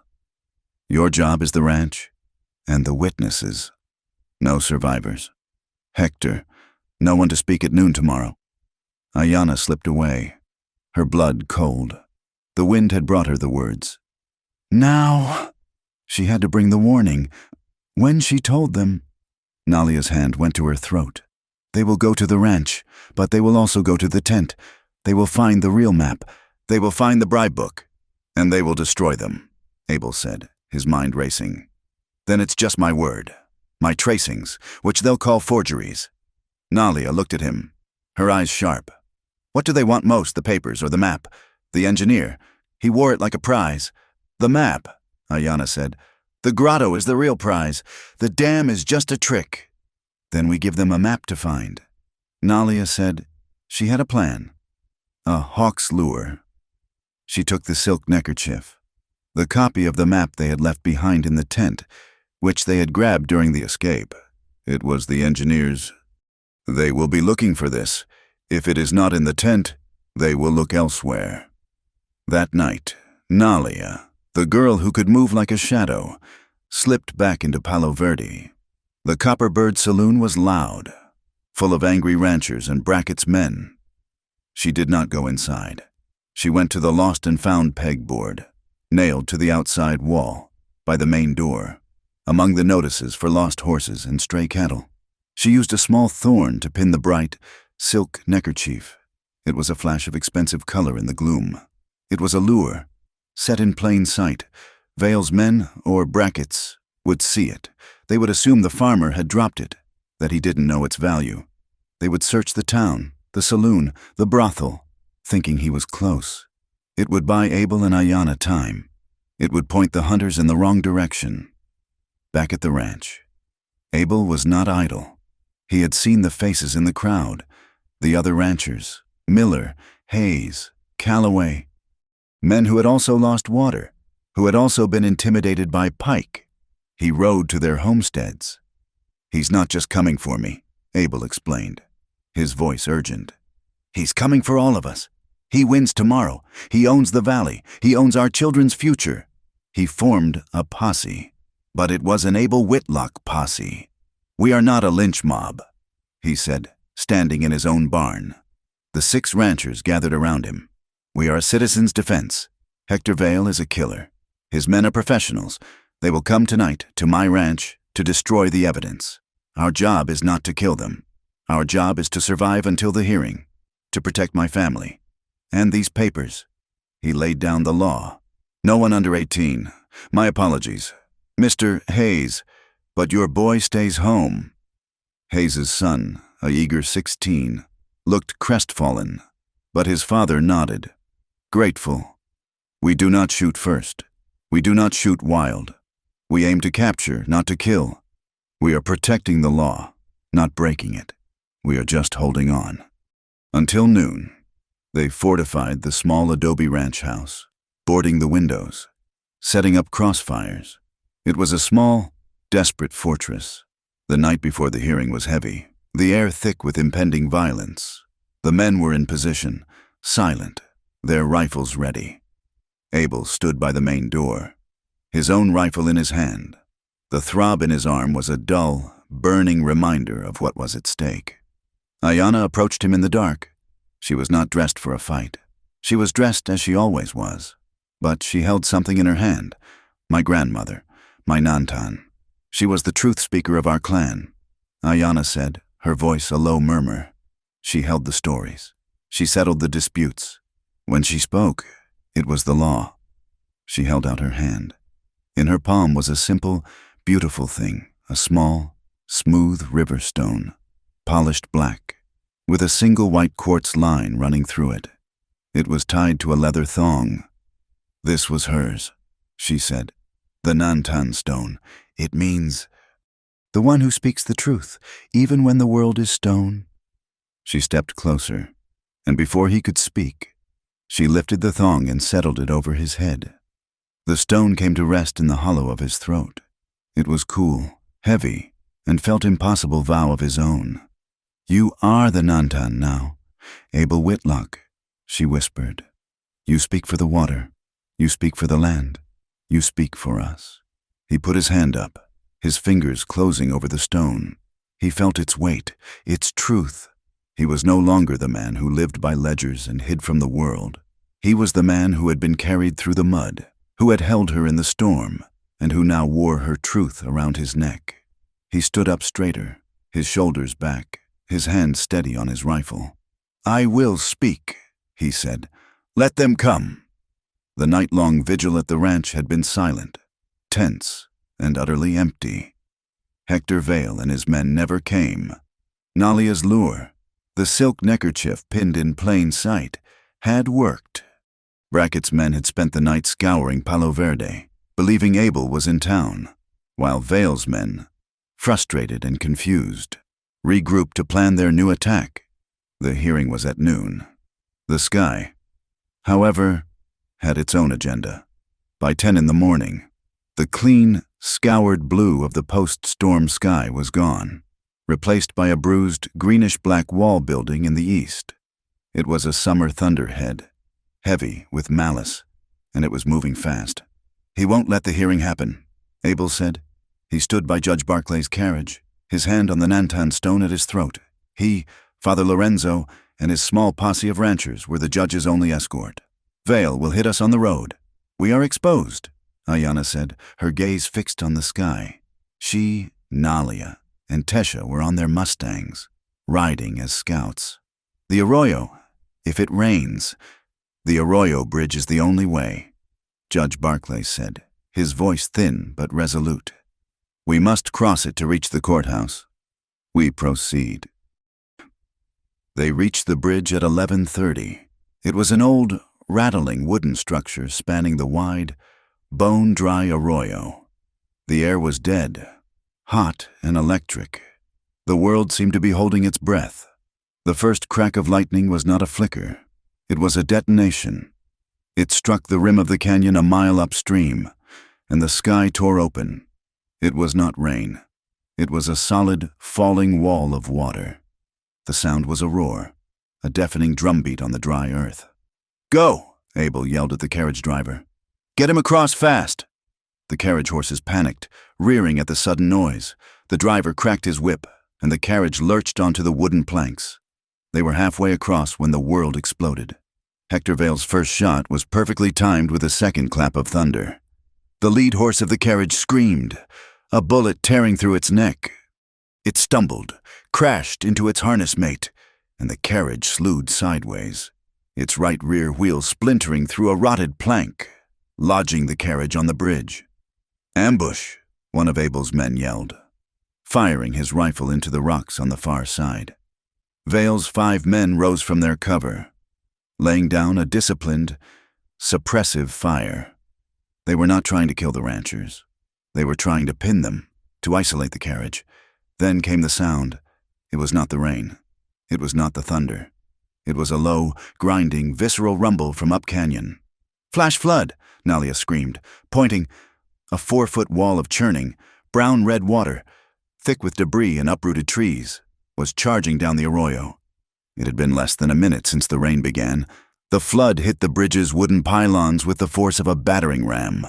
The entire structure groaned, shuddered, and sagged, the water tearing at its foundations.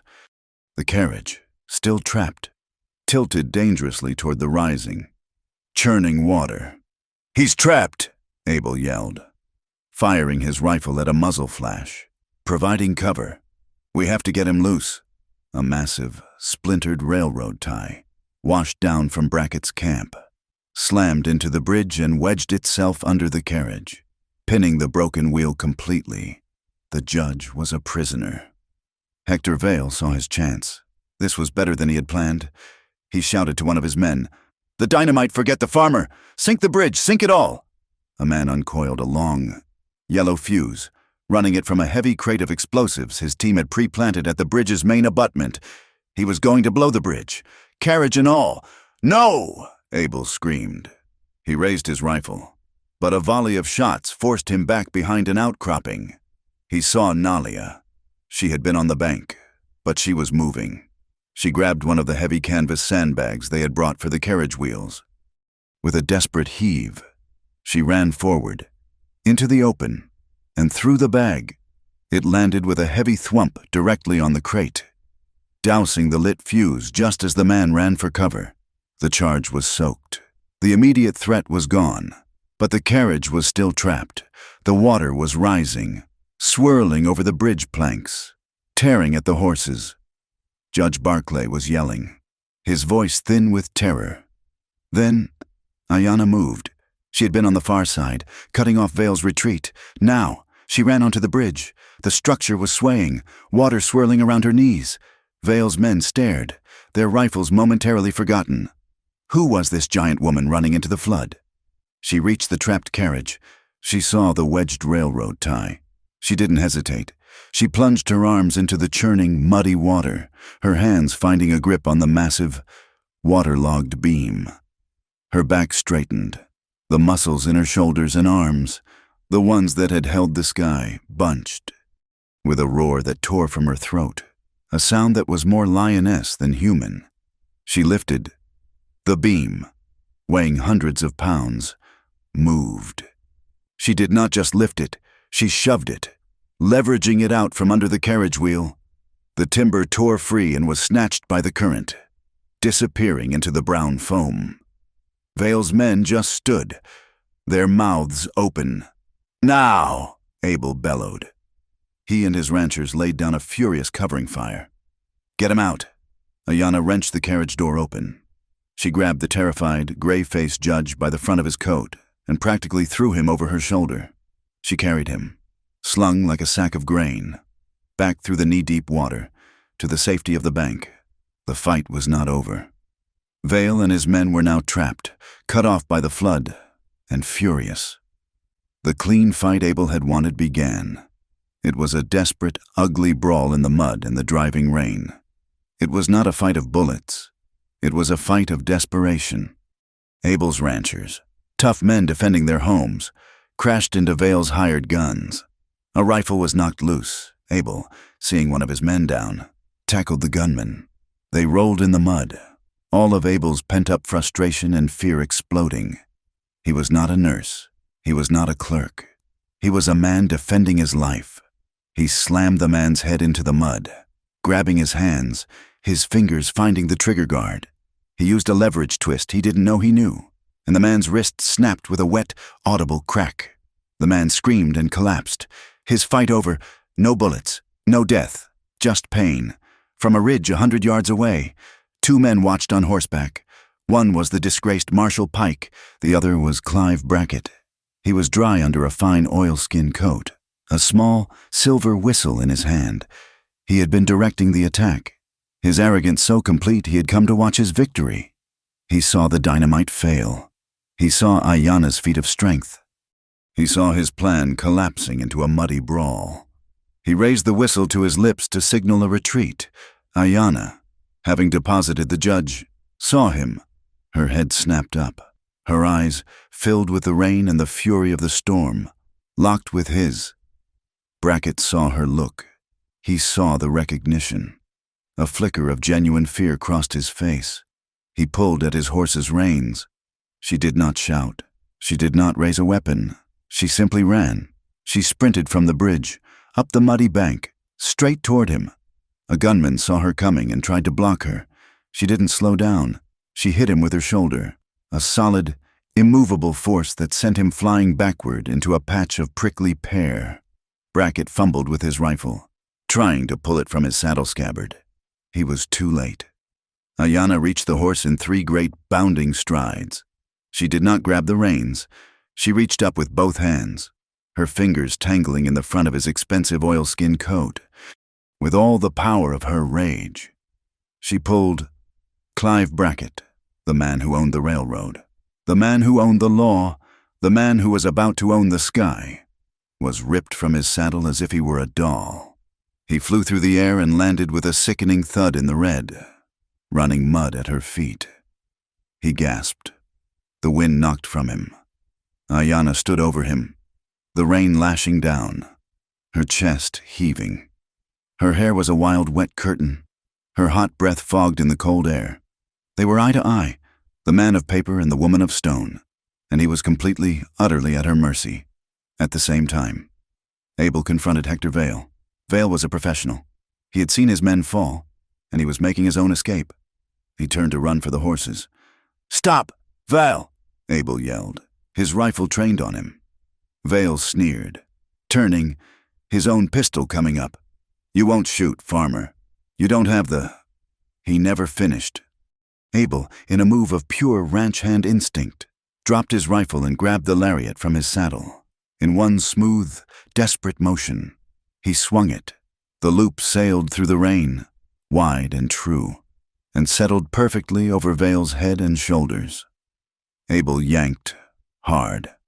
Vale was pulled off his feet, his gun discharging harmlessly into the sky. He fell, trussed like a calf, his arms pinned to his sides. Abel was on him in a second, his knee on Vale's chest, pulling the ropes tight, his hands quick and sure. The fight was over.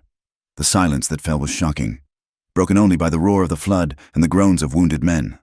Judge Barclay, his clothes soaked, his dignity gone, but his life intact, stepped forward. He had seen everything.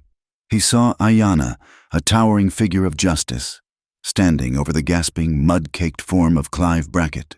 He saw Abel Whitlock, the quiet farmer, tying the last knot on the infamous Hector Vale. He saw Marshal Orton Pike, trying to slink away on his horse.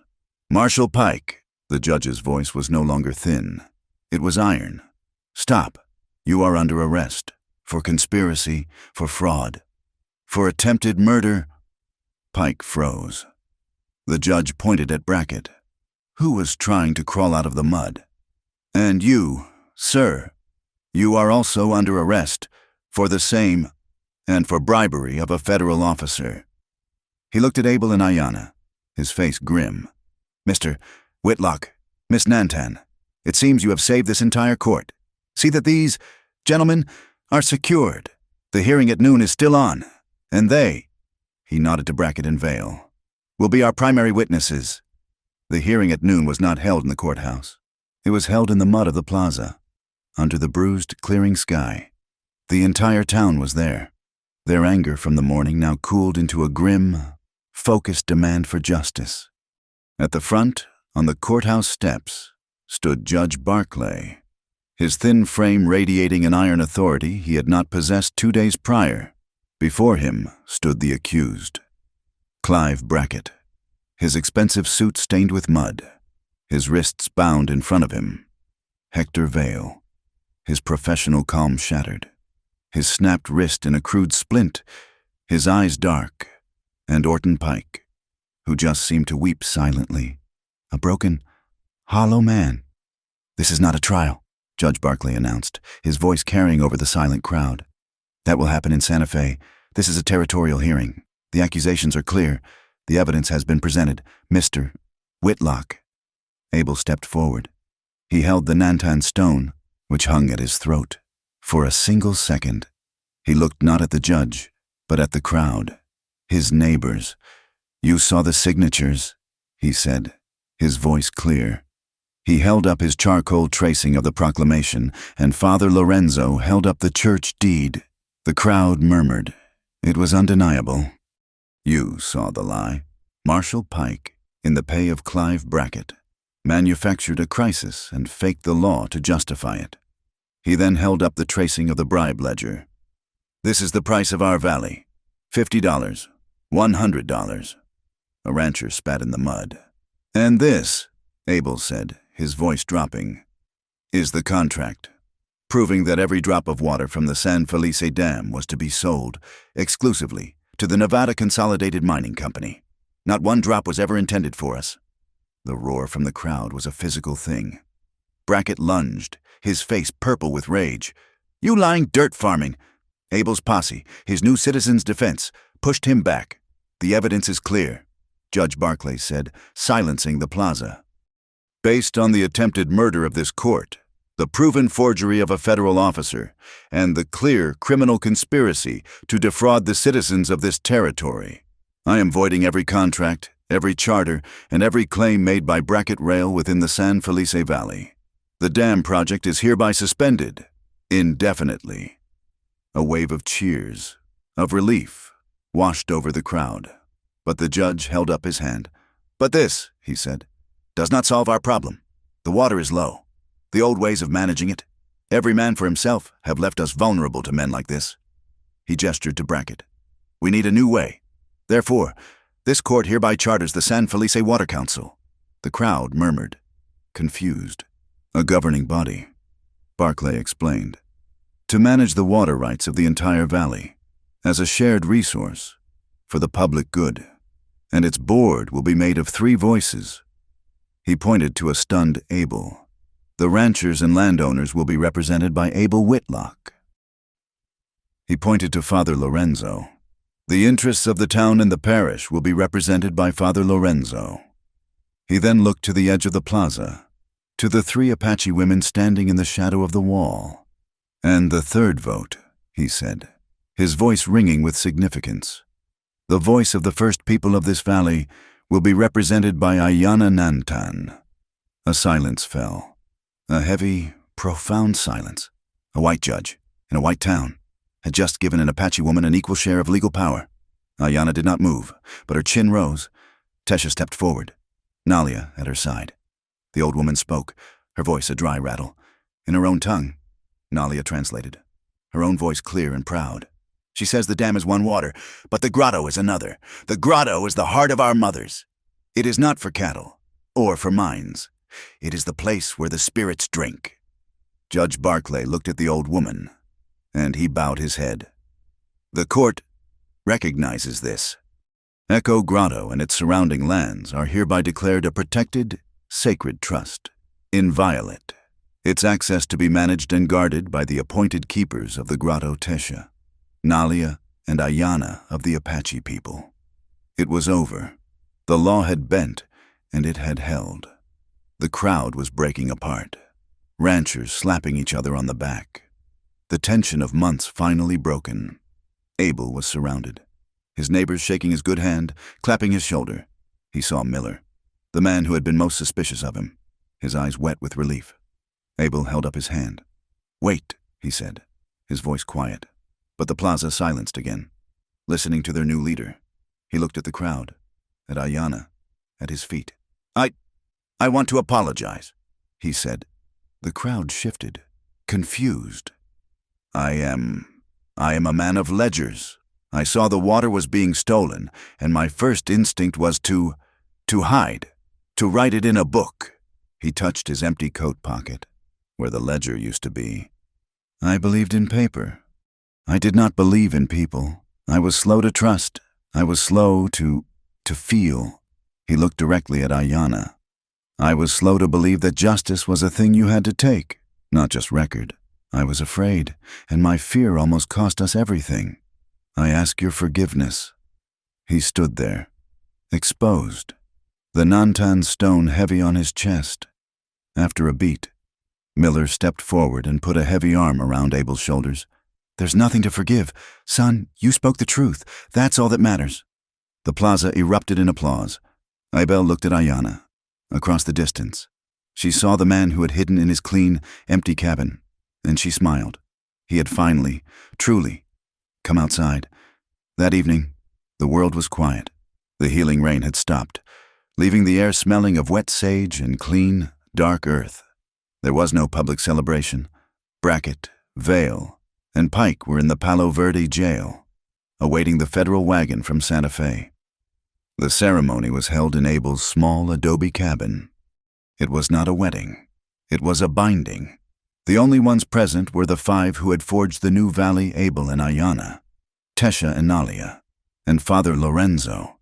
Tesha went first. She did not speak of gods. She spoke of the land. She held a small clay bowl filled with the fresh, clean water Nalia had brought from the grotto. She handed it to Abel. "The earth is a promise," Nalia translated. As Tesha spoke, "It gives. You must give back." Abel drank. The water was cold, sweet. Tesha then handed the bowl to Ayanna. "The water is a promise. It is free. You must keep it free." Ayanna drank. Then Tesha took a single, long thread of cured sinew, the same kind Ayanna had used to mend Abel's torn saddle strap. She took Abel's hand, his wrist still marked by the thorns. She took Ayanna's hand, her wrist still scarred by the rope. She placed their hands together, palm to palm, wound against scar. She began to wrap the sinew, binding them, tying a knot that was small, intricate, and unbreakable. "You were torn," Nalia whispered, translating Tesha's soft chant. "Now, you are mended, one thread, one life." When she was done, Father Lorenzo stepped forward. He did not open his Bible. He did not speak of sin or salvation. He looked at the 2 of them, their hands bound by the Apache thread. He smiled, his old face creased with warmth. "In my book," he said softly, "it says, 'Set me as a seal upon your heart, for love is strong as death.' And it also says, 'Behold, I make all things new.'" He placed his hand over their bound ones. "What is done here, in the eyes of the earth and in the eyes of God, is one and the same. It is a promise. It is good." He looked at Abel. "Go in peace, my son." He looked at Ayanna. "And you, my daughter." Later, the night was deep. Nalia and Tesha were asleep in the loft, the peace they had thirsted for finally theirs. Father Lorenzo had ridden back to the mission. The ranch was silent, save for the slow, steady drip of water from the eaves. Abel and Ayanna stood on the small wooden porch. The air was cool, damp, the sky a vast, clear darkness, the stars sharp as broken glass, a fine, almost invisible mist, the mizzle of the desert, hung in the air, kissing their faces. Abel, his heart so full he felt it might stop, turned to her. He was still wearing the Nantan stone. His arm was a dull ache. She was a towering, beautiful shadow in the lamplight from the open cabin door. He did not speak. He held out his good hand. She looked at his hand, then at his face. She smiled, a slow, soft smile that was just for him, and placed her hand in his. He drew her close. There was no music. There was only the sound of the dripping water. He put his good arm around her waist. Her hand came to rest on his shoulder, and they danced. It was not a dance. It was a sway, a slow, shuffling circle on the damp wooden porch. He was not a graceful man, and she was a woman of stone and earth, but they moved together, a single rhythm. He rested his head against her chest, right over her heart. He could hear the slow, steady, powerful beat. It was the sound of the earth. She rested her chin on the top of his head, her hand stroking his back, her fingers tracing the line of his spine. They stopped moving, but they did not let go. They just stood, holding each other, breathing in the smell of the rain. The mist was cool on their cheeks, on their eyelids. Abel pulled his head back, looking up at her. His hand came up, his fingers gently tracing the strong line of her jaw. "Ayanna," he whispered. Her hand, the one that had held the sky, moved from his shoulder and came to rest flat against his chest. Her fingers spread over the nantan stone, over his own fast-beating heart. She leaned down. He leaned up. Their lips met. It was a long, slow kiss.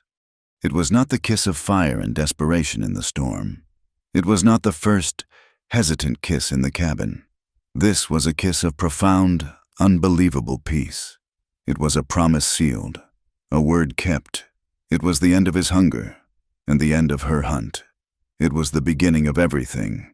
The world, the night, the narration, pulled back. It left them there, two figures, one impossibly tall, one stubbornly grounded, locked in an embrace on the porch. It left them to the yellow lamplight pouring from the open door, a single, steady silhouette against the dark, healing desert. The flood on the Arroyo Bridge had been an act of terror, a brown, churning weapon, but the summer monsoon, having spent its fury, gave way to the steady, life-giving winter rains. The San Felice wash, choked and dry for so long, ran again. It was not a flood. It was a promise kept. It ran clear and cold, and the valley drank deep. By the following spring, the first project of the San Felice Water Council was complete. It was not a dam. It was a ditch, a simple, hand-dug irrigation canal, engineered by Abel, planned by Ayanna, and dug by the combined hands of the ranchers and the Apache. It split at a headgate, one fork running to the parched cornfields of the Dry Willow Ranch, the other running 2 miles east, to the small, thirsty gardens of the village at the base of Echo Grotto. The children, Apache and the Miller family's son, would run along its banks, their shouts and laughter echoing in the clear, clean air, a sound the valley had not heard in a long, weary time. They ran on the solid, packed earth, far from the deep water, their mothers watching from their porches with calm, unafraid eyes. Abel had found his true calling. He was still a man of ledgers, but his secrets, once hidden in the granary, were now public. Near the headgate of the canal, he built a small, sturdy structure of pine and adobe. Above the door, he carved a sign, the Whitlock Nantan Water Station. Inside, there was no lock. There was just a gauge, a rain barrel, and his book. Every Sunday, after Father Lorenzo's service, the council would meet at the station. Abel, the Nantan stone cool at his throat, would stand, open the ledger, and read the levels. 3 inches of rain at the peak this week. He would announce to the gathered ranchers and Apache, "The flow is steady. The Grotto Spring is untouched. Dry Willow Ranch receives its share. The village receives its share. The reserve is full." It was transparency. It was the law, spoken aloud, as clear and clean as the high desert air. He was no longer just a man of paper. He was a man of his word. Ayanna, too, had settled into her new role. She was the keeper, the guardian of the grotto. She led the patrols, but now, ranchers and Apache rode with her, a unified defense.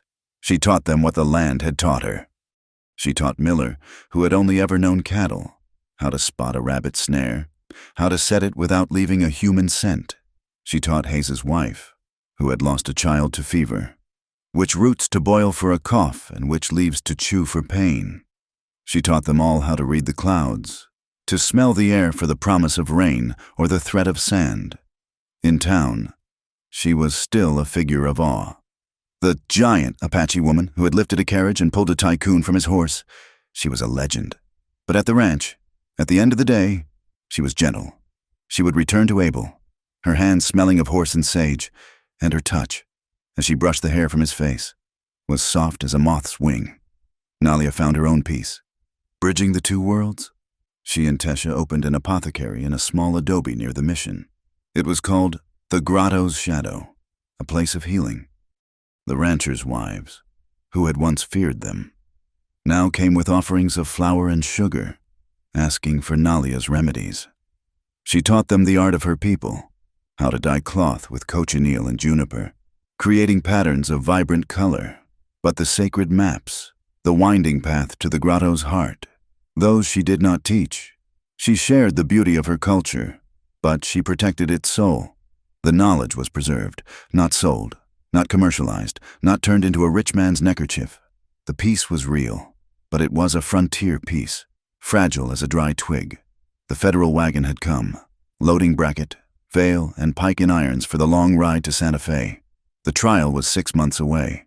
The charges were serious conspiracy, attempted murder of a federal judge. But the rumors, traveling back down the line with the mail, were unsettling. Clive Brackett was a symptom, not the disease. The Nevada Consolidated Mining Company, furious at the loss of its contract, was not giving up. They were sending their own men, not gunmen this time, something worse. Lawyers from the East, with briefcases full of paper, ready to argue that a territorial judge's ruling meant nothing against a federal charter. The fight for the water was not over. It had only just begun, but that was a fight for tomorrow. Tonight, the sunset was a fire-red blessing, the same color that had bled over Red Mesa the day Ayanna had first appeared. Abel stood on his porch, looking out over the valley. He was reading from his new ledger, the water station log. The Nantan stone rested over his shirt. He was tracking the new growth. He did not hear her approach. He only felt the sudden, encompassing warmth as she came up behind him. Ayanna wrapped her arms around his waist, her strength a familiar. Welcome, Anchor.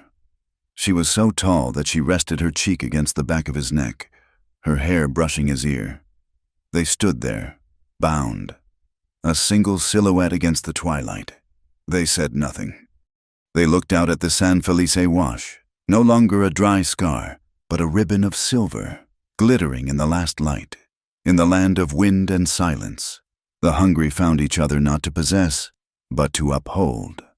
Thank you for listening to this story. Please comment below and let us know where you are listening from. We love to connect and hear your thoughts. We invite you to subscribe to Wild West Stories 1850 like this video. And give us your extra support by hitting that hype button to help this story be heard by more people.